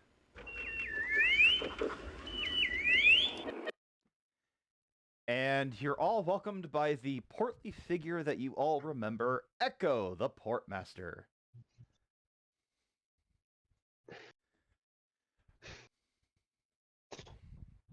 I walk off the ship like I'm here for business. Hi, welcome back to Okay. I walk past. Yep, straight past him. Hi, Echo. Bye, Echo. Walk. I go up. Okay. I go up to him and pay the dock fees, and I'm like, he's a man on a mission, and I do some sort of like gesture to let him know it's like he's looking for a girl or something. Oh, Man on a okay. mission. Okay. Sure. Thank you for the fee. Cider has never looked more puzzled and distressed in his life. Maud, what are you doing? I am definitely going to be just like wandering, looking for scrap metal, and just like gathering random things that I might not need, like that I probably would need and use, but like just some light shopping. So Okay. you remember that for scrap in particular, especially any good kind of scrap, Echo's the guy to go to. Happy. So as you come off the ship, Echo goes, "Are you heading with them? Because they both just kind of left like a bat out of hell." Oh no, Cell Yeah. stayed. Cell stayed. Wait, you're staying on the ship? For the most, all I did was walk up to Echo and pay the dock fees. And Okay. I thought you were heading with Cider. I apologize. No. No, this is Cider's mission. Yeah. Anything I can Boys do that for did you? something. Anything I can do for you two today? Maud, Cell? I'm just looking. Do you have any like good pieces of scrap that I can take off your hands? As a matter of fact, we got a couple of busted old ancient X-Wings that just came into port. Turns out the old pilots didn't need them anymore because they got some new stuff. Let me take you back around to the dump site. Ooh, all right, I'll take it. All right. As Maud goes to collect her useful scrap, Cider, the shop looks darker than usual. This may just be the fact that you're a little scared shitless to be entering into here. I definitely like stand away from this shop and kind of pace a little bit and practice my lines before I go in. And like I try different apologies, none of them sound good. Eventually he just goes, fuck it. He just walks to the front of the store, sees how dark it is, goes, all right. You beat a Rancor. You can do this. He's like psyching himself up. He kind of walks in, looks around, kind of looks to see if she's somewhere in here. As you begin to look around, you hear the all too familiar sound of a blaster cocking. And without much warning, Motherfucker. Okay. all three shots were obviously not aiming directly for you. All right. As you can tell by how far away the bullet or the laser blasts went. But I immediately dive. I immediately dive for cover. Pull my saber off my belt, and then just wait. Not igniting it, just having it in my hand. Step Just so Stepping out from the shadows, you hear the footsteps of the Forge Master. Hi, honey. So good to see you. Either your aim's a little off today, or you actually like me. One more shot goes right past your head.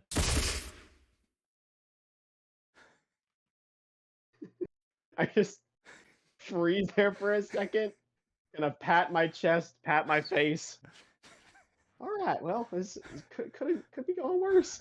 I slowly put because can I see her because I'm behind cover right now. Can I see her? Well, she stepped out so she could see you and her.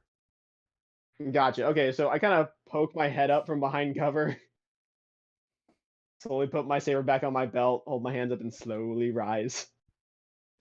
The blaster never leaves your I face. Nope. I don't think. Yep. So I've been a bit of a bastard. And she doesn't even have her helmet on for this.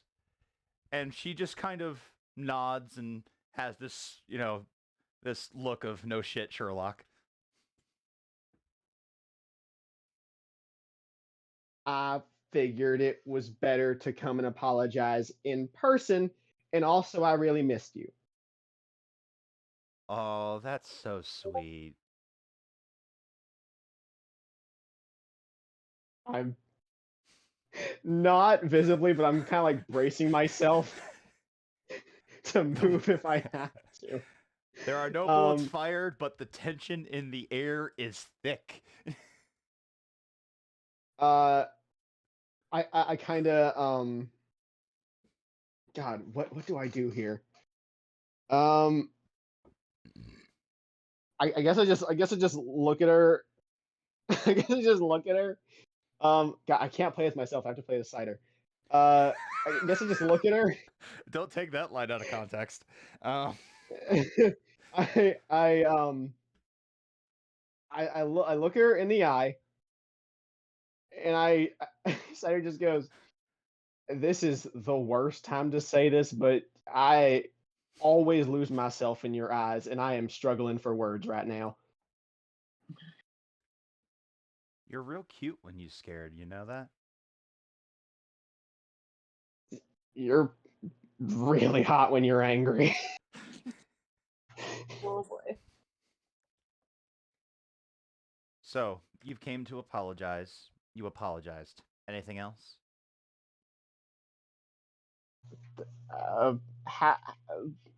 Are you free right now? She doesn't even look. She does that thing, never taking her eyes off you, never taking the blaster off. She grabs her hammer off her belt and sarcastically hits a piece of armor 3 times. Sorry, I'm busy. Are you gonna be free a little later? I would love to take you out. Give you a proper apology. What would that apology even look like coming from you? Guess you'll just have to wait and see, huh? I slowly start to put my arms back down.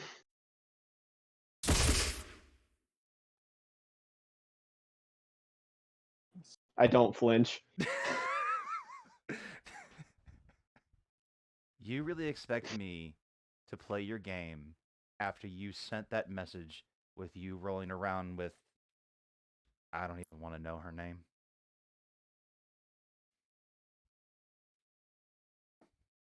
I didn't mean to make you jealous. That's just how the Ravens are. I Oh, so shouldn't have. You all just sleep around casually? That's how the Ravens are? No. The newest member of the Ravens does, and we're working with her on that. I kind of look to the side. But no, actually, as the elder, and this doesn't even cross my mind with them. I do not find them. I don't look at them like that. If I'm being quite honest, you're the only one I've seen in, well, years. that has got me acting a fool, I guess. Acting a fool. That's really the words you want to go with right now. Because I would say that picture is you acting a fool.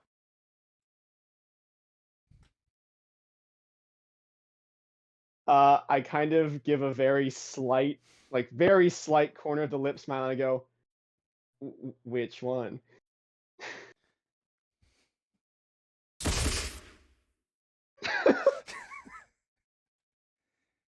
Does she actually shoot me that time? No, but she should have. That one I feel like this that one one goes between your legs. I kind of nod, and I go, you know what? How can I make it up to you right now? That's simple. Leave.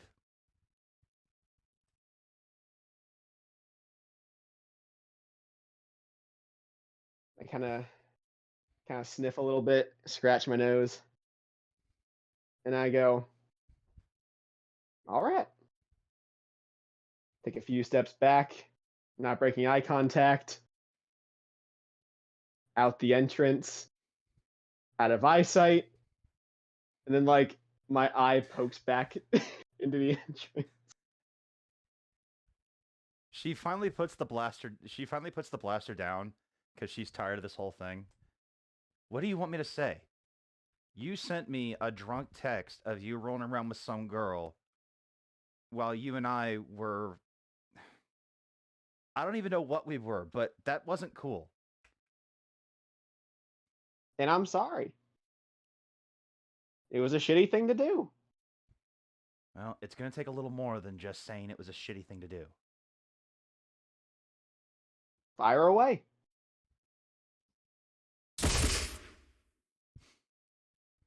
That was on me. As I stand the entrance, make the pose, and like flies past my ear, and I'll just unflinching just go, that was on me. Come on. I cannot be more sorry. I've never been so embarrassed before. I'm so new to this, and I don't know how to act. I want to be better. Please let me make it up to you. I'll tell you what. Let's get to the bottom of this right now. I'm assuming you didn't come here by yourself because I know you can't fly.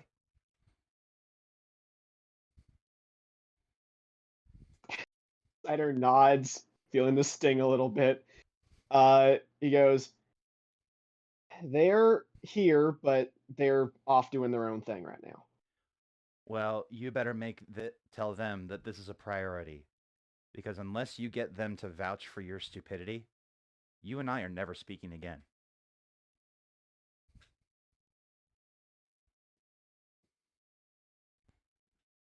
A couple minutes, and I bolt out the door to go to get Selling Mod. Okay, in his defense, he's putting up a real good game here, Gio. Oh no, Like, look. I know I'm being a bitch about it, but like, yeah, you got to admit. you give him a roll. Give him a roll. If it wasn't obvious, I've had to apologize to many a girl. I like to think that I'm playing a woman scorned pretty well. I've never had that before, so. I would definitely like start running, but then like kind of stop after like running for a couple of seconds, and then just go, wait, I have comms, and I call Selling Mod. Selling Mod, you get a call on the pager. The little hologram pops up, and you see a frantic and, would it be right to say a little scared, if not Need help. Please, both of you come to the armory. She shot at me so many times, and I need you both. Baby. I need you both to help. I'm like, sweet baby. Oh goodness. Sel is you can see Sel, but she's on mute because you can tell she is just laughing her ass off. you have never seen Cider look defeated before. Cider looks a little defeated right now. Mm-hmm. I Maud's will. like already like it does an eye roll, but it's already walking there. Yeah. I will say the line of the night: fire away, gunshot. You know what? That one's on me. You know, valid. That's the best. That's the best line of the game so far. It takes. And Go ahead. no, I was just saying. Then Cider just waits for Selling Mod to show up. It takes about 5 minutes. The group reunites.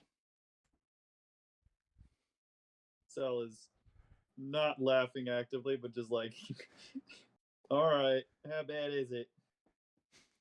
Well, she told me to come get you two, and for you to. This is verbatim, so I can't, put on record here like that. She told me to get you two to vouch for me. So But I it guess was- that's what you're doing. When we get in there, I'm just gonna shut up because I've done it the best that I could. So I'm just gonna let her take the wheel. I don't know. Let's just go. All Cider's right. like taking his goggles off. He's like fully in like yeah, loosened his tie, unbuttoned a little bit, just like he is rough. Uh-huh. But yeah, so we get into the armory. I lead the way, but as soon as all three of us are in and she is watching, I kind of take a step back and let Cell and Maud talk. Selling Mod, as you enter, the clanging of metal of a hammer hitting steel sounds like the Grim Reaper's death toll as you walk into this dark, very dark store.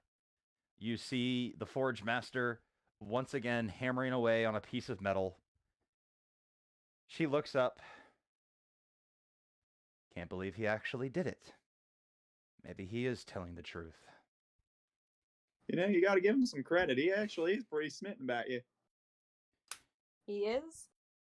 If you want to blame somebody though, blame the little alcoholic over here. I don't even deny it. I'm just like, I'm waving two fingers like, yep. I'm in the background just kind of kicking dust. So what he said is true.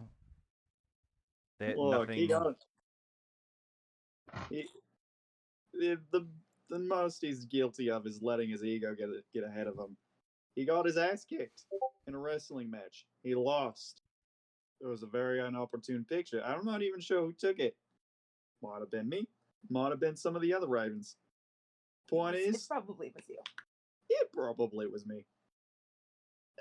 Point is, boy's not like that. I'm like that. Boy's not like that. And I mean, at least somebody's can be honest for other people. So I'm a hoe, but I'm honest hoe. So am I to understand that I'm guessing you, she points to Cell. You're the one who took the picture, and you can for definitely say nothing else happened. Yeah, nothing else happened because, like I said, the boy's not like that. Pretty sure he passed out right after that, and I had to drag his fat ass back to the ship. Actually, back to his place, which was even further.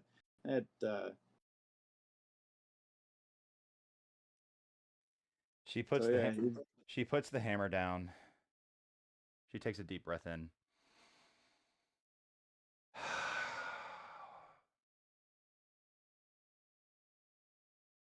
I'm so used to guys, just because I'm a Mandalorian, they think that they can do this kind of shit and just get away with it. I'm just tired of that.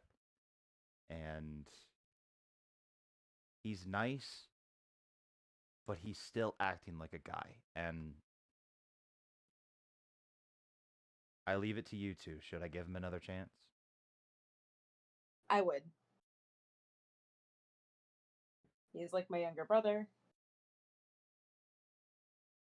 He can be an idiot sometimes, like all boys can, but he really truly enjoys your company and messaging you, and I wouldn't be here if I didn't have my full trust in him. Look, the boy worships the ground you stand on. He's gonna do everything, and he is doing everything he can to just get you back. Like I said, he did nothing. He's just inexperienced. Yeah, you don't have to remind me. Well, you don't have to remind me. So With that, she takes a deep breath in and she goes, okay. And without warning, Cell, do you have any sort of shiny armor or any bit of armor Nope. piece? So, nope. without warning, she pulls out a blaster, hits a setting on it, and this is what you know what? I'll go ahead and do a roll for this. What the fuck? I think I know what's happening. She switches a setting. You're hit with the stun setting on her blaster. Yeah, fair. And down. And she takes 2 steps outside and she looks at Cider and she goes, stand up. I am currently standing up. She grabs you by the collar, pulls you in for a kiss, pushes you away. I am shocked. I am stunned. She pushes you away.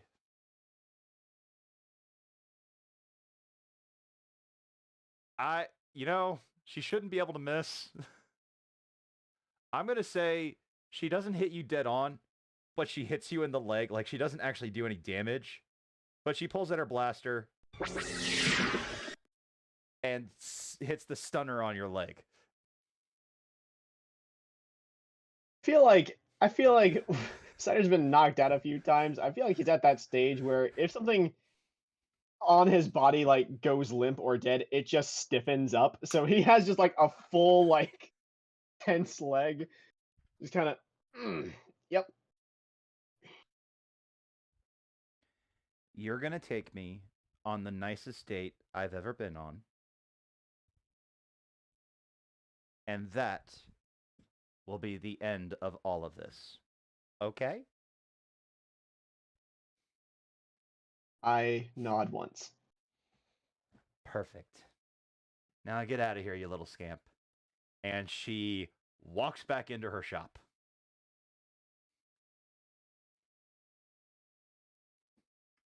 Cider just blushes a little bit, just Maud, Cell has been knocked to the floor, and Cider has been stunned in the leg. You just watched all this happen. Cider, can you walk? Give me a minute.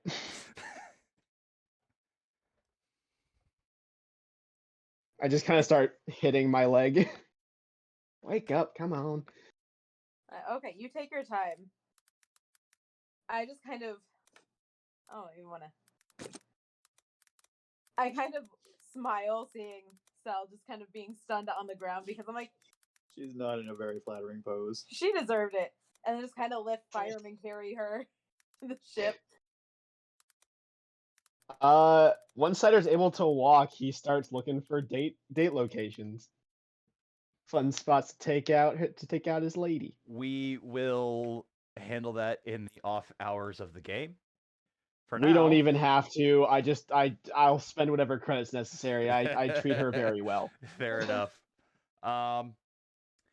We travel back to Lothal, Um, 2 hours when Sol wakes up.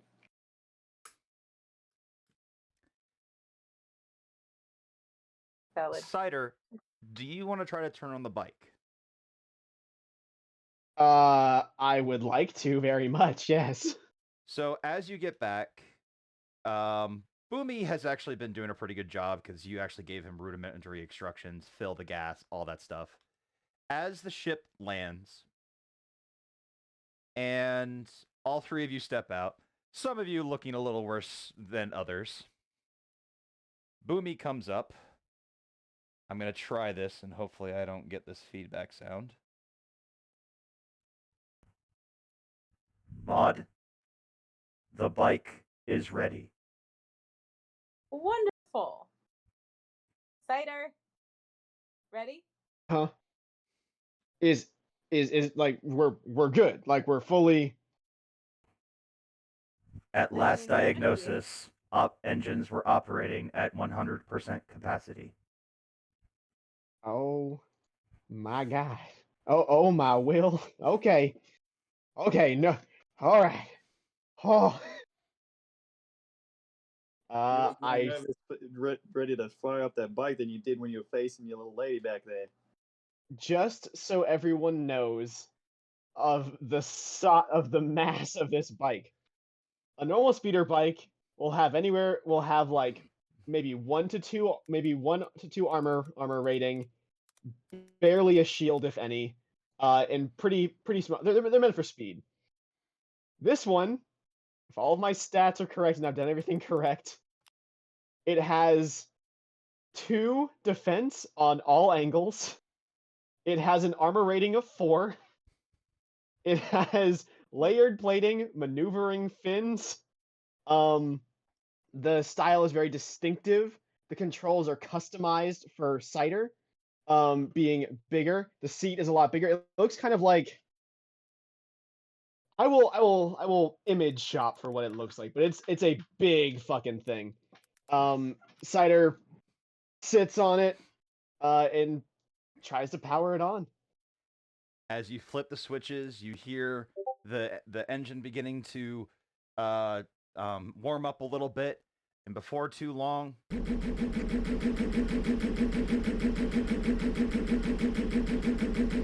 engine is humming perfectly. It's working. Yeah, I can see that. Cider just has a huge grin on his face and just like looks at the three of you because Boomy's there too. But he looks at his bike and just like is ecstatic.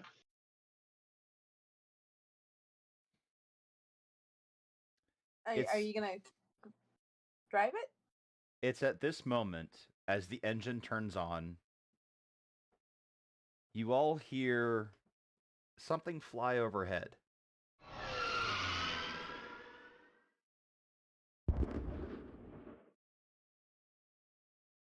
And immediately something crashes.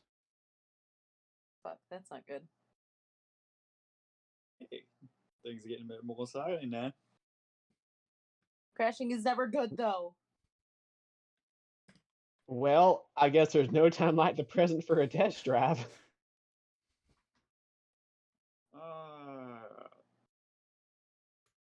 Yeah, I'm gonna pass. You know how I am with not being able to pilot my own ship. Oh, there's no second seat. It is just for Cider. There's no passenger seat. Really? With the size of that thing, there's no second seat. The seat. Hang on. There was one that I saw that kind of. It kind of looks like a bark speeder to give you like some sort of like basis. The seat itself comes up like an actual car seat, and the back is just a solid piece of like metal. Like there is nowhere else for anyone to sit. All right. How far away did the ship crash, Gio? You have no idea. You just heard something fly over and then a distant explosion. All right, so at that point, I would cut the engine, and I would kind of, assuming that the two of you follow me, I know that Cider would go out and at least try and see like a smoke trail or something. Oh, agreed. Yeah. So as you all step out, you look to where you heard the explosion at, and you see it. It's not a large pile of smoke, and from the engine sound, it didn't sound like a very large ship. But you can definitely tell whatever it was, it crashed maybe 5 miles away. Morgansfield. Tell me it landed in Morgansfield. It did not land in Morgansfield. Damn it. It landed about 5 miles away. Well outside the village range. Okay. Well, If y'all want to hop in the ship, I'll take a test ride on my bike. yeah, Yeah. I'll meet you out there. All right. Cool. Cool. A few minutes later,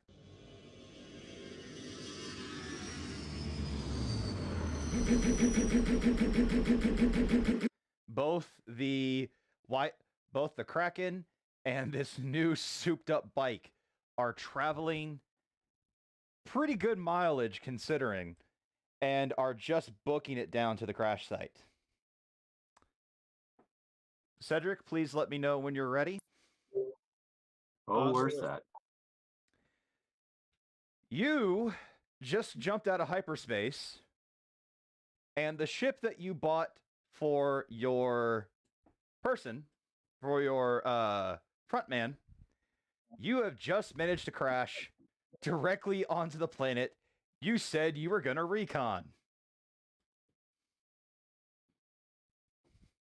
Great start. How badly am I injured? You are not injured at all. The ship that you have has remarkable pilot safety features. The ship, however, I'll remind you, made an explosion that sounded like this. That's why I said it's like, there's some safety features. The ship exploded. I have a problem. The ship crashed and it made an explosion sound. The alarm on the ship is going crazy. The system errors are going off like nuts. And you just kind of wake up, kind of blink your eyes a little bit, and see that you've landed. You don't exactly know where, but you've landed. Even in her delirious state, Tara immediately jacks into the ship and shuts off all of the alarms, and then immediately just zeroes out the system messages, knowing that it's essentially the ship is fucked. She owes Marcus a new one. But All the she will systems get go out, quiet. like- All the systems go quiet. The escape hatch opens. It's supposed to be at the top of the ship. You ended up landing the ship sideways, so it is now a side entrance. Or a side exit.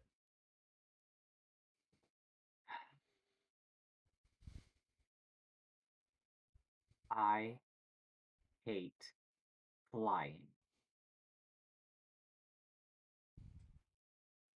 Tara will take a couple steps outside, pulling her cloaking coat around her and pushing her now cracked sunglasses up on her nose.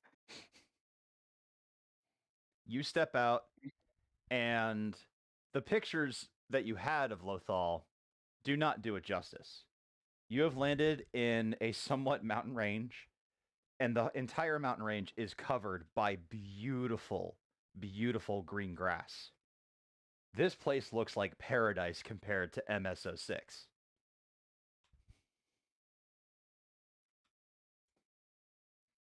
Well, at least it's a pretty place to die.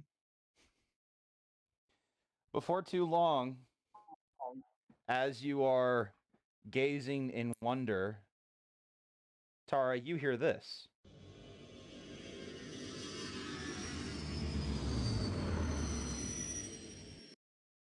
And you see a YT freighter fly directly overhead. And off in the distance, but getting louder and louder, you hear this coming towards you.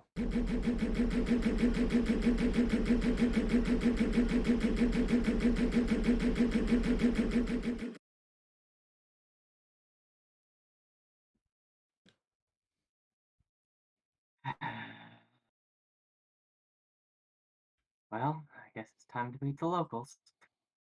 Tara will immediately go back into the ship, grab that big honkin' fucking gun, leaving her 2 pistols behind, and immediately goes and tries to find cover.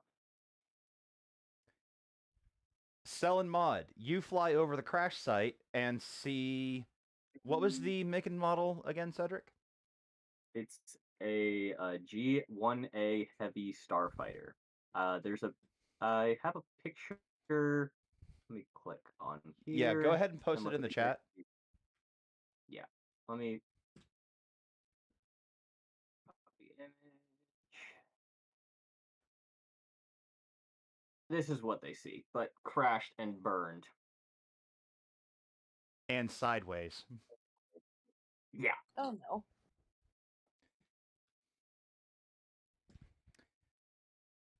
Cider, not too much longer after you see the Kraken begin to make landing, or if they decide to land, you come off. yeah. You come over the mountain range, and you see the burned wreckage of that ship in front of you sideways.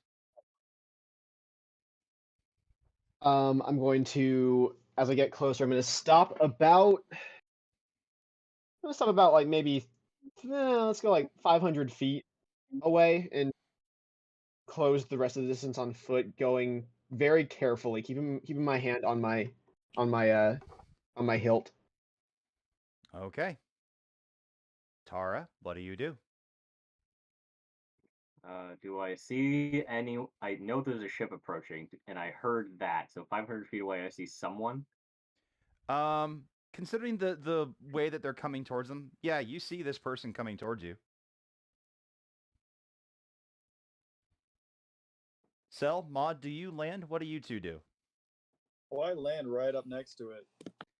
So I'm gonna say you guys land on the other side of the ship. So, Tara, as you're kind of looking at this, what appears to be a big human male walking towards the ship from quite a bit of distance, you hear the earth shake and the, entire ship rumble as a freighter lands right next to your fighter.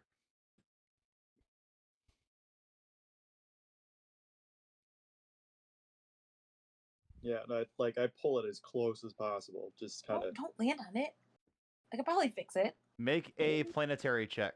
Make a piloting space check. Indeed. 2 purple, 1 black, because Mod's right. Don't land on the ship. All right, let me check my trees.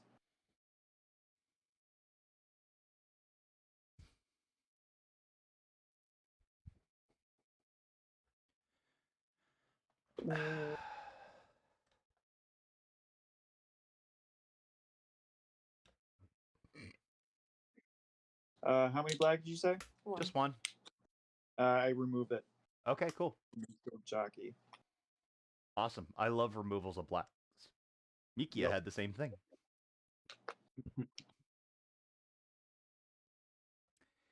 So, Just because I was working on I don't know, Cider and Hero Forge, the picture's loading in now. Cell, Mod's right. Don't land directly on the ship. And because of that, you actually approach the ship way more cautiously than you normally do. You still land exactly where you want to, but you're taking your time. Tara, a process that okay, it's not me being careful. It's me just glaring at her as I just bring it down slowly, like. Oh, so you're just being a bitch about it. Got it. Anyway, Tara, what you know to be a pretty simple landing procedure now seems to be an intimidation factor. Exactly. I'm getting pincer maneuvered, is what Tara's thinking. So what do you do?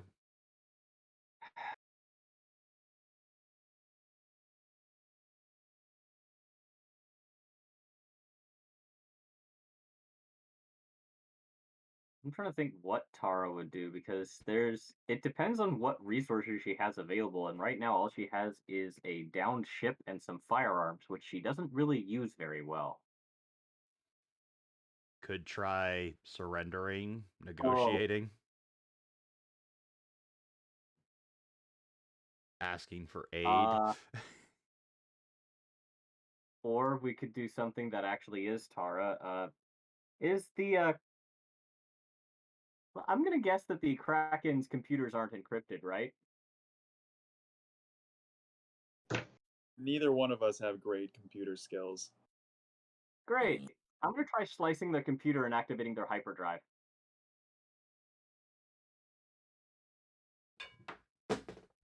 Excuse me? Excuse me? As an intimidation tactic. If they're gonna intimidate me, she's going to steal their hyperdrive from them. Can the DM step in and say that you shut down the ship and not activate something that could tear the planet apart? I misspoke. What she's going to do is say, I have slaved your hyperdrive to my data pad. If you make any sudden moves, you're going to be hyperdriven through the core of the planet. That's He's going to make an fine. intimidation using the computer. Okay. So what? You hacking our communications too? No, I can just broadcast that using my ship. Well, go ahead and make a computers check. This will be So- 2 purple, 1 red.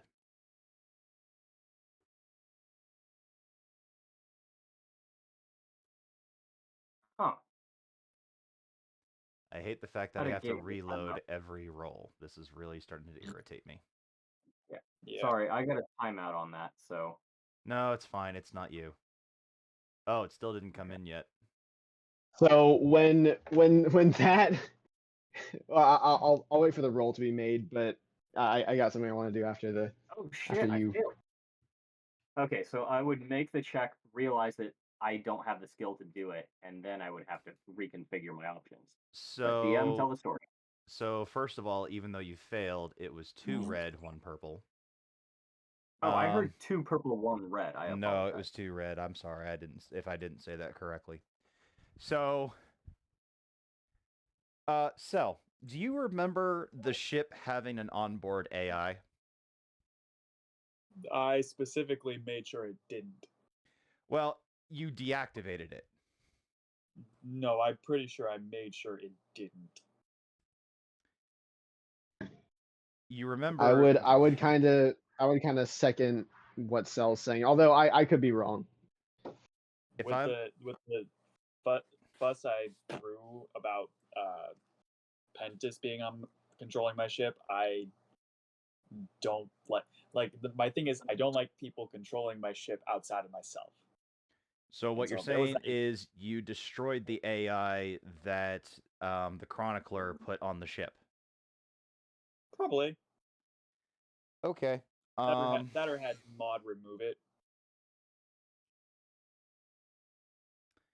So as far as you two are aware, nothing's happening. You just land as normal. Tara, Cool. the ship seems unreasonably hard to crack. But the 4 advantages, I'm going to say, you do realize they haven't fired upon you yet, which probably means they aren't trying to kill you, at least not outright.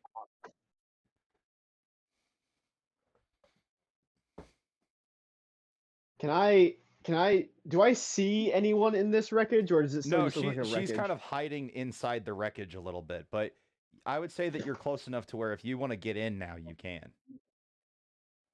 I would stop like maybe 5-10 feet, like just where the wreckage starts, and I just go, "Hello, anyone in there?" And then I'm going to roll a force sense check to sense any living creatures within range, Okay, go ahead. using my newfound force abilities. I sense nothing. You I reach will out. use none of those. You reach out, and you try to reach out, but you're still giddy about your bike, so you're not really focused right now. The adrenaline is still pumping Yep. of a nice ride. But yeah, I just go, hello, I'm coming in, and I just start slowly walking into the wreckage. I feel like Tara would sigh, Okay, go ahead. put down the rifle that she'd picked up, reholster her two blasters, and walk out with her hands up, saying, "All right, I'm out. You got me." Yeah, kind of furrow my brow. What do you mean? You mean you're not trying to kill me? Why are you trying to kill me? No. All right. Hi, my name is Cider. At this point, Cell would come out and just like, I'm Let's gonna go. use the restroom really quick, but I will be listening. okay. I would definitely as soon as she came out before I said all that, I would just very quietly go into my comm and just let you two know that there's one survivor that I've clocked so far. I come out, no guns, just like, all right, where are they? Maud kind of rushes out to kind of look at the ship and like see how damaged it is. So you're assessing the damage, and I'm Yes. just like, all right, what's going on here? Who are you? I was just introducing myself. What's your name? Cider would look down and he'd see most feline are kind of weirdly attractive to human sensibilities, even though they are somewhat lizard-like. But she's not the prettiest feline you've ever seen. She's like I've serviceable. never even seen a feline before. But she's average attractiveness, one might say. Definitely no Forge Master. But she's wearing similar outfit to the picture that I have there. She's wearing the sunglasses, although the right side has a like spiderweb crack down it. And over it she has a light gray coat, which does nothing to your eyes, but you get the sense that there's a function as well as form to it. Solid. She looks out with your hands up, is like, hi, I'm Tara, and this is Lothal, right? Sure is. No, it's not. You're on the wrong planet. Great. First people I walk into, and one of them's an asshole. Nice to meet you. Can Nice I to meet you. can Thanks I for the ask compliment. can I ask a quick question? Mhm. Cell, what race are you again? Pantoran. And Cider, or Cell, you are God damn it. Tara, you are Feline. but you're both green, is that correct? No, Pantorans. Pantorans are blue. Pentorns are blue. I apologize. Okay, continue. I'm sorry. Not a big What deal. is Maud is green. That's what I was thinking. Which is Maud a Nautilin or a Nikto? I forget. No, she's what is the name of that freaking race? It's like it starts with a K. Is it the same race as the ship's name? Not that. No. No, that's Not Keldor. Besides the point, keep going. Yeah.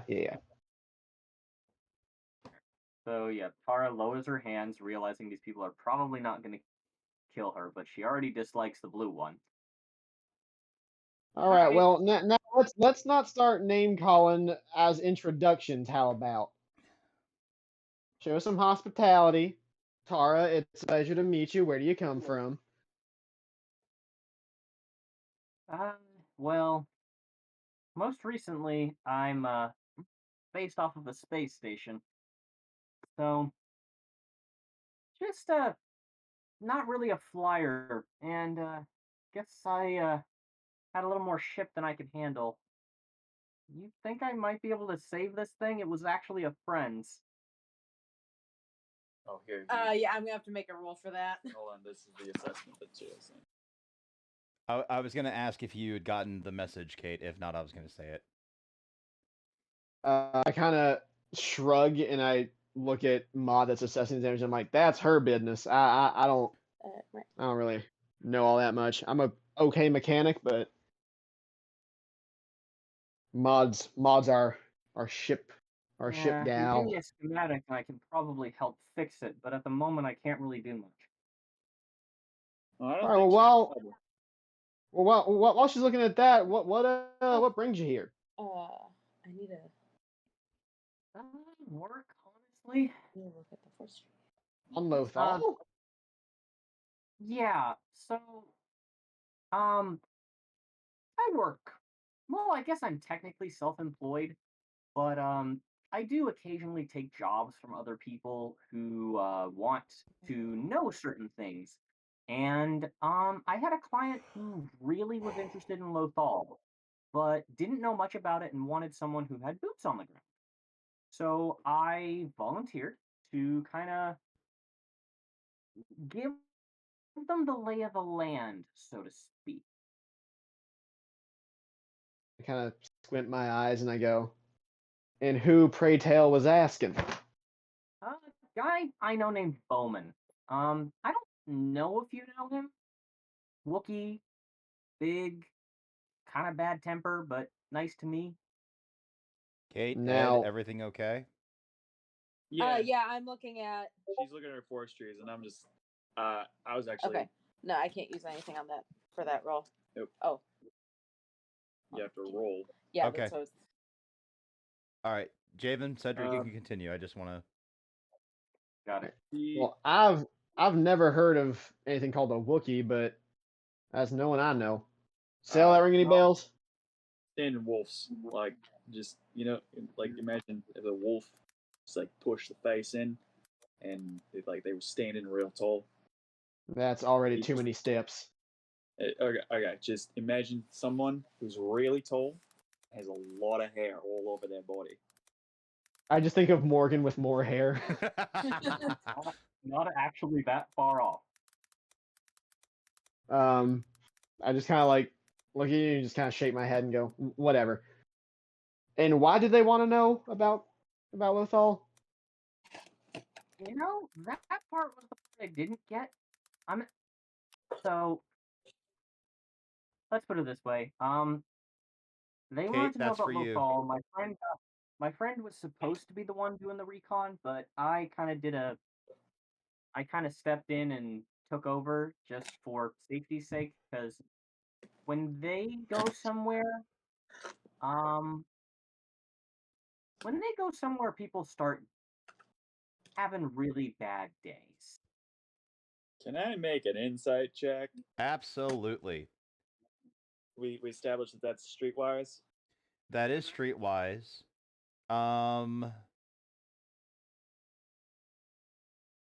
Tara, what It would is be- your deception My rank? deception score? Yeah, what's your deception score? I mean, my deception's okay. It's too yellow, but I'm gonna argue nothing I've said has been untrue. So would you say that it is instead a charm check? I would actually. What is your charm score? My charm score is 1 yellow and 3 green. So If we're Sel, making checks, I'd like to make a vigilance check to see if any of this rubs me the wrong way. okay. It'll be the same check for each person. It'll be 1 red. And how many green did you have, Cedric? 3. And 3 purple. And I'm going to use my Felina ability to upgrade the difficulty once more because of my pheromones. Okay. 2 red and 2 purple. For a vigilance check and an insight check. Or streetwise. I'm going to start reloading. Well, I see Cell.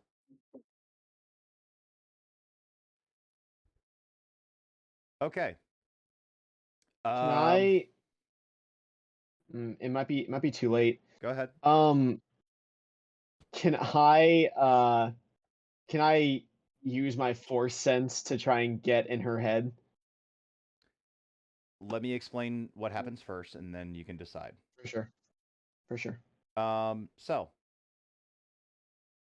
you know an info broker when you see one, but this is definitely not their habitat. Mhm.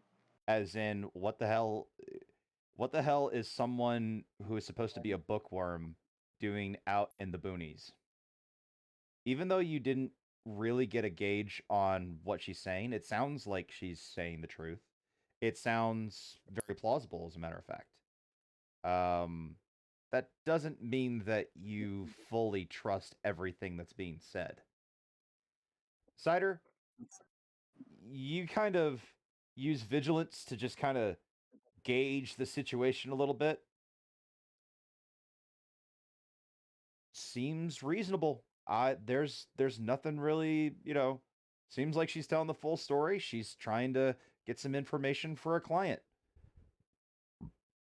I don't know. Sounds perfectly reasonable to me. Sire kind of nods and goes, "All right. Well, was there something in particular you were supposed to be looking for?" Honestly, I wasn't given specifics for the mission. I just wanted to come down and kind of because Lothal's a little bit out of the hyper lanes, you know. Um, Get out of so the way. Yeah, for sure. yeah, most of the people I work with are pretty mid to inner core. So I just came here to the outer rim to try and just give them a lay of the land, go to one of the cities and kind of give them some local color, as it were.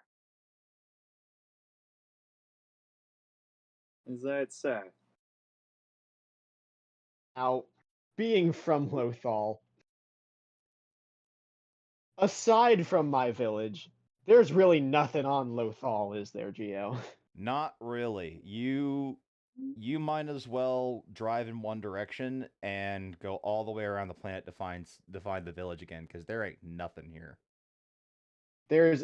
Well, yeah. Well, it's been 200 years since Rebels plus some. So, yeah, I guess the village is probably the last bit of civilization left. Maybe there's like I one port maybe that's somewhere, but maybe Tara's talking about the ruins, like maybe the ruins, but there's nothing there. well, I convey that. I just kind of, well, I mean, there's not a whole lot here. We were actually just doing some farming.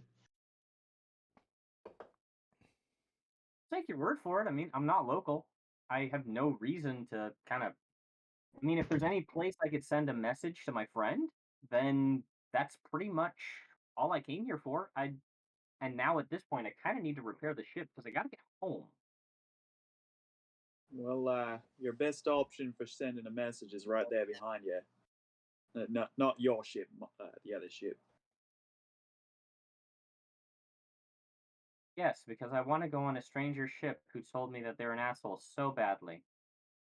You know? It's not actually her ship, it's my ship. Oh yeah. She just drives it. You're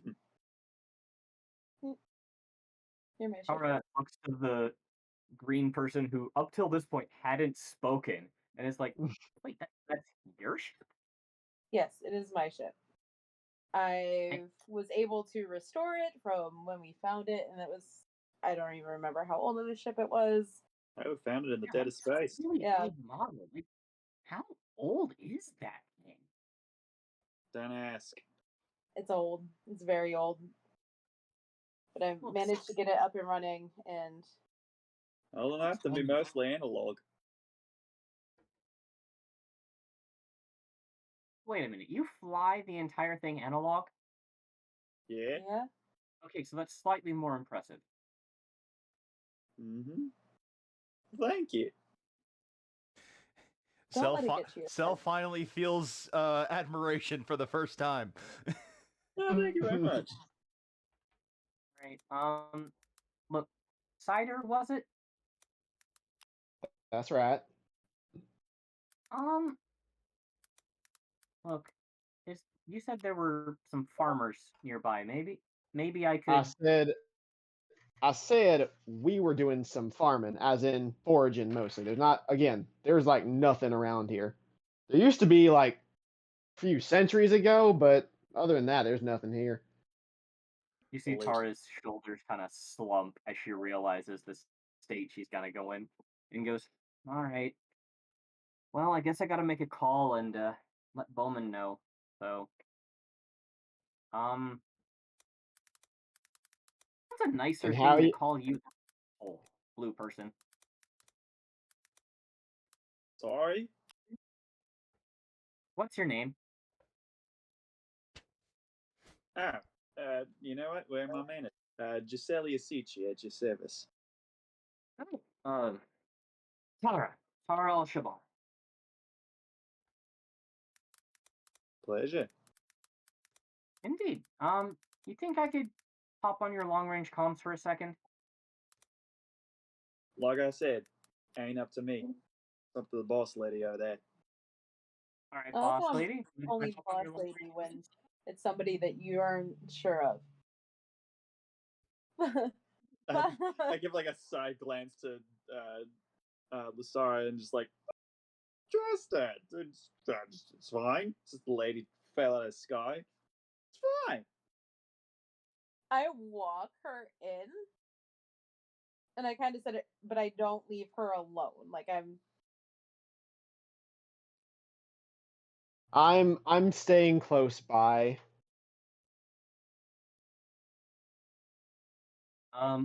So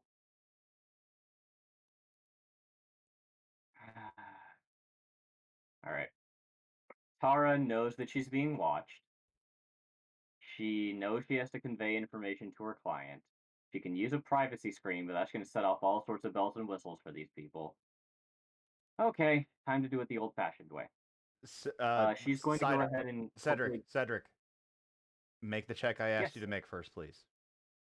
I'm sorry, I did not hear it. I sent it to you in message. Okay. I thought that was in public. I apologize. So, all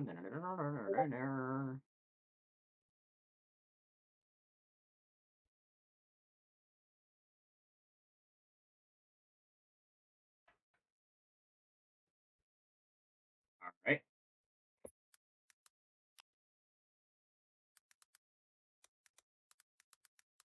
For those who can't see it, it's 3 failures, 2 advantages. I have it. Give me a second.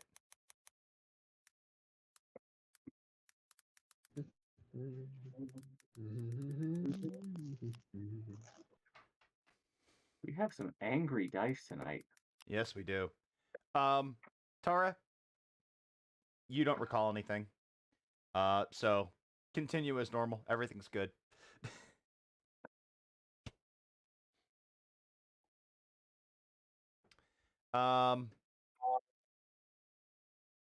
I apologize that I interrupted, but you guys were going back onto the Starfighter, correct? Mm-hmm. So all 4 of you. Sorry. I thought we were headed onto the Kraken. The long-range communicator on the firewall is shot. You most certainly can do that if that's what everybody is choosing to do. Yeah. That's what we're doing. Really quick, Ed. Mm-hmm. I guess I wasn't paying as close attention as I should. What names did you hear? Well, I heard the Bowman, Yes. and honestly, probably wouldn't have heard her name. That's but, the only name she's given. She's only given Bowman and her own. Okay. Yeah. I will send you information on both after the game. Is that okay? Cool. All right. Yeah. Tara, you walk onto the Kraken, and it is in, especially for its age, in pristine condition.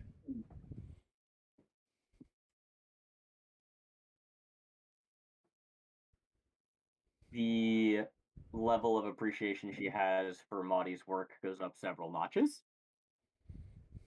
But she is still going to log in, and she's going to encrypt her communications, and she's not going to activate her privacy screen because she knows she's kind of on thin ice. And that's not metagaming. She's just, this is time for coded language and signals, like old school spy shit. She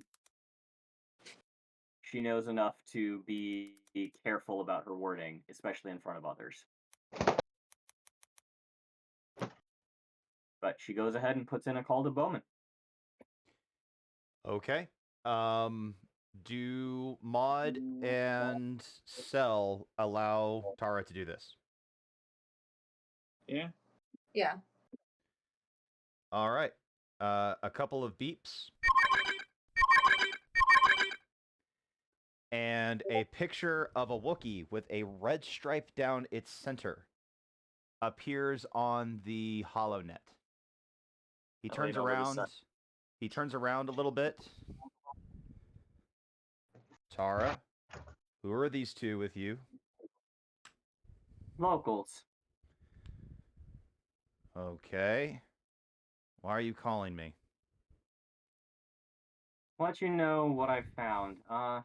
So first off, if you see Marcus, tell him I owe him a new birthday present. I doubt I'll be seeing Marcus before the contract's done. Well, about that contract.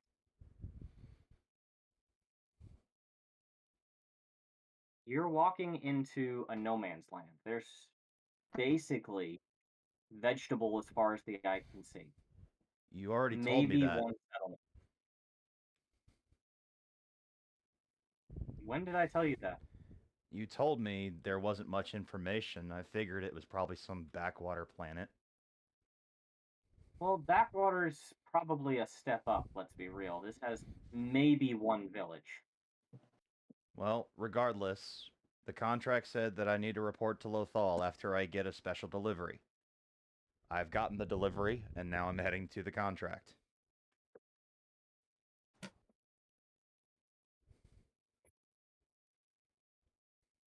You're en route? I didn't say that, did I? Just asking, Bowman. Not trying to. You know how us the folks get with our secrets. You know, Tara, I have to admit, I'm not too comfortable with you calling me about a contract I have on the planet while two locals are right behind you. And we ain't locals. Didn't have a choice. Crash landed. Still, you should know better to call me while I don't know these two. Why would I say anything about what I'm doing? I'm not asking you to say anything about what you're doing. Now, Just wanted to give you the lay of the land. Now, I already knew it was backwater. I didn't need any information past that. If you have anything else, say it now or I'll hang it up. All right. And Tara goes ahead and cuts the connection.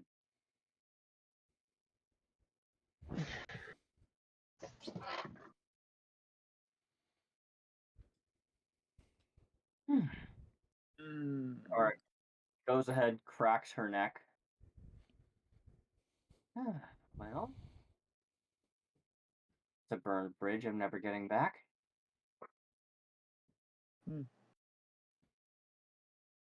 Okay. Well, Thank you for the use of your comms. I guess I'll try to find. I don't suppose I could convince you to take me back to MSO6. No, see, the thing is, we're kind of in the middle of the thing. we were just. And then the other thing is, being as what you've seen on this planet, the ship you're on is pretty much the only ship they got off planet, and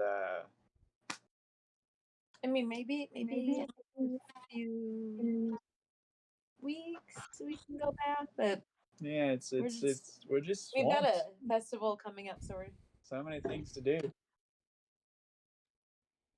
I mean, if you're cool with hanging out here for a little bit, I guess I don't really have a choice, do I? No, you don't. All right. Suppose I can't really live in a wreck. I mean, I kind of want to fix it up, but if you don't want me to fix it up, I don't need to. Oh, please, if you can find the parts to fix it, please do. It was a gift. It was supposed to be a gift to somebody.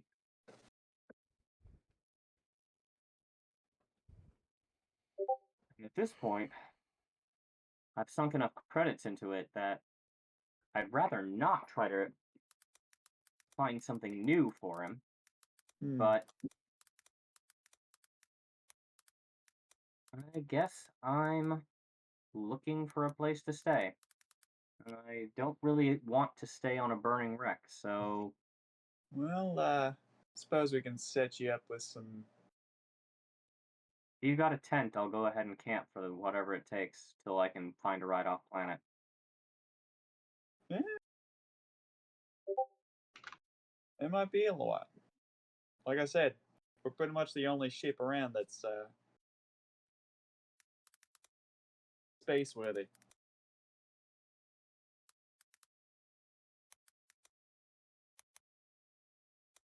So, Call them favors then.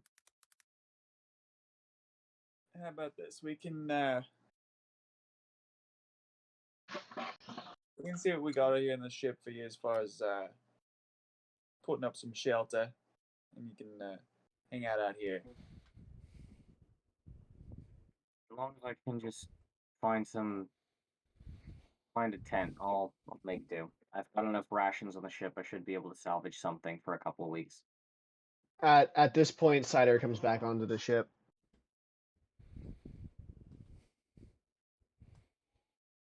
Cider looks at the newcomer, looks at Selling Mod. So what's the situation on Tara? On Tara's ship? What's the situation? Well, I mean, it's not a great situation. I could possibly fix it up, but it's gonna take a little bit because it looks like it needs a new engine. I'm gonna have to get some new siding, and All right, so it's basically fucked, is what I'm hearing. Yeah. Yeah. Easy answer. I'm stuck here until I can get a ride out. All right. Cider turns to Selling Mod and goes, "We got permission. I'm gonna go back on my bike. I'll see y'all back at camp." I kind of give like a eyebrows, like, okay. So we're bringing it back. As I go to leave the ship, I look at Tara and I go, "Get anything you need off of your ship now, because the odds of us coming back to this location are pretty slim unless absolutely necessary."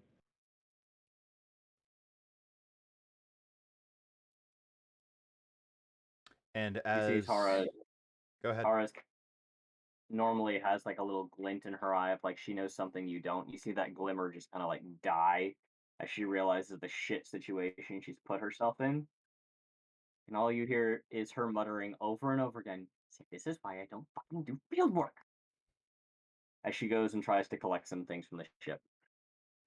Yeah, you need a hand there? Sorry? I was asking, you need a hand there? You got two of them, I'll take them. Sure. We got no way, seeing as you're where you're right back, so I'll help out. Tara will take at least a week's work. She's gonna easily max her encumbrance, but she'll take her rifle that she was gifted and as many rations as she can take, as well as she did not pack survival gear on the ship because she didn't plan on fucking crashing. Agreed. Hmm. So You don't have to carry all that. Yeah, just let me. Boomy! Boomy! I help as needed. Well, I just call out Boomy to get out there to help carry the stuff. you have summoned me. Yeah, just to hold some shit and then walk it back to the ship. Boomy literally picks you up. No, I'm not the shit. I'm not the shit you're supposed to be holding. No. Put me Yeah, down. sometimes you're a piece of shit, but For Maud fuck's has sake, Maud and has declared you as the shit. no, Tara Boomy, in put a- Tell down. Like Tara, in a fit of pique, is going to forget. Like, she has very little like spy actual experience, so she's going to essentially just. You watch as she takes off her glasses, rubs her forehead. The middle finger of her right hand breaks apart into a jack, and she just jacks into Boomy, and she's gonna try and make him smarter. are you, what? What are you doing? Yeah. All right, make a Was that a, it's a DM make sigh? a computers check. Fucking god. 2 red, Ooh. 1 purple, and 2 black, because you don't know the operating system, you don't know shit about this droid, and you just Going in jacked completely into its blind. skull. Yeah, but Tara is just about had enough and has had a really stressful day. Granted. Oh my god.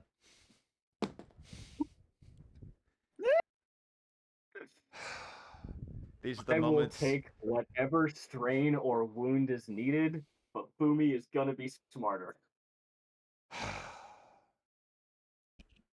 Okay. A lot of sighing.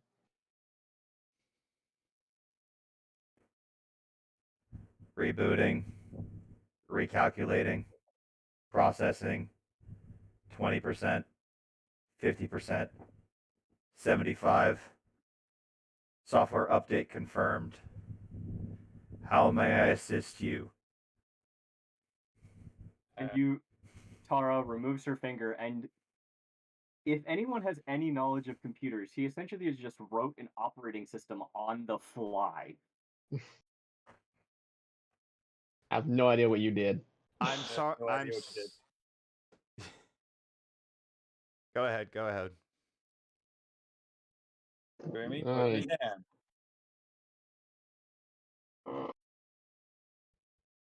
Boomy, was it? Yes, but Yes. oh wait, sorry. Yes, but you are not my operator. I only answer to Maud. Tara looks at Maud and says, "You're a droid." Hey, Boomy, Yes, how we doing? I am operating at approximately 150 capacity. Okay, so can you help us bring some of these supplies onto our ship? Of course, Maud. I will be happy to serve. And for the Thanks. first time ever, not being an idiot, not running into people, not destroying stuff, Boomy picks up all of the luggage and walks onto the Kraken.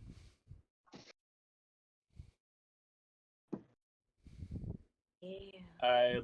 I look at Lasara and just like, we're gonna have a conversation about that later.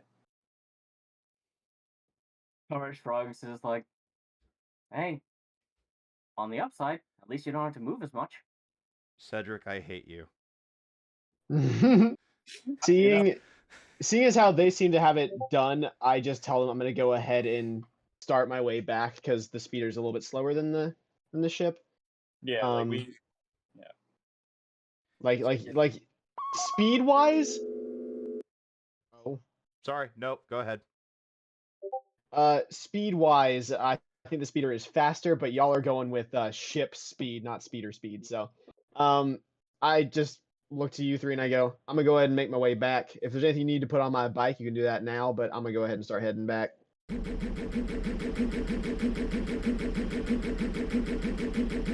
yeah, all right. All right. Yep.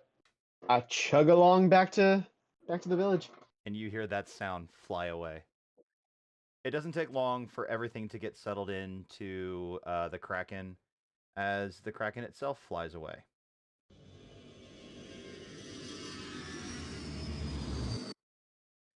On the way back, you hear this.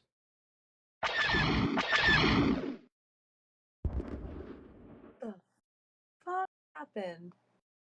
I didn't start shooting. Who's shooting? I check my radar. The radar appears to indicate 2 shots and an explosion approximately 5 minutes back from where you just took off. At the ship that we just took the star from. Yep. Well, I guess I'm not fixing that shit anymore. Yeah. It's like someone had a bit of a target on their back. That means there's a ship nearby. Is there any ship on Yeah, the I think sensor? so. Yeah, don't need a sensor. It's right there. Ah, fuck! It's a bomber. Oh It's- shit! Oh god! It's not Oh, a go bomber. away. Go away. It's a fire spray. All 4 of you. Well, I used the fire spray found, but I wish I had a bigger ship on profile, but I don't. You all begin to look up. Cell and Tara will recognize this ship immediately. Maud and Cider, even though you're on the ground, you hear this thing coming. I hear it over the roar of my engine. Yes. Jesus. Yes, this thing is massive. You look up I look up. and you see a Corvette, a battle Corvette, with a particular angled head. Cell and Tara will recognize this Corvette as a Hammerhead. As they look a little bit closer at the paint, they notice that the Hammerhead's fins are in the shape of a massive jaw with its maw wide open, looking like it's ready to destroy their prey. You both recognize this ship as the Void Shark.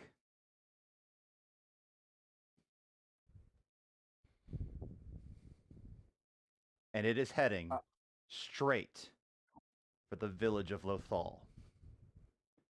And that is where we're going to end our session tonight. Look. The Void Shark. I look at the star and just like, yeah, you and I are definitely gonna have a conversation later. Jesus. Okay. Yeah, just destroy my village. That's fine. No, it's not fine. None of this Yeah, is yeah, fine. yeah, whatever. Yeah, just fucking destroy this village or something. Mm-hmm. Yeah. Yeah, No, it's great. not like we haven't Super gotten cool. attached to the people there at all, and not like one of us has grown up there. My booty call is there. I must save them. Hey. I'm hey, sorry. I'm sorry. My family is there. There's a little bit more priorities than my booty call. I will say this as the end credit stinger.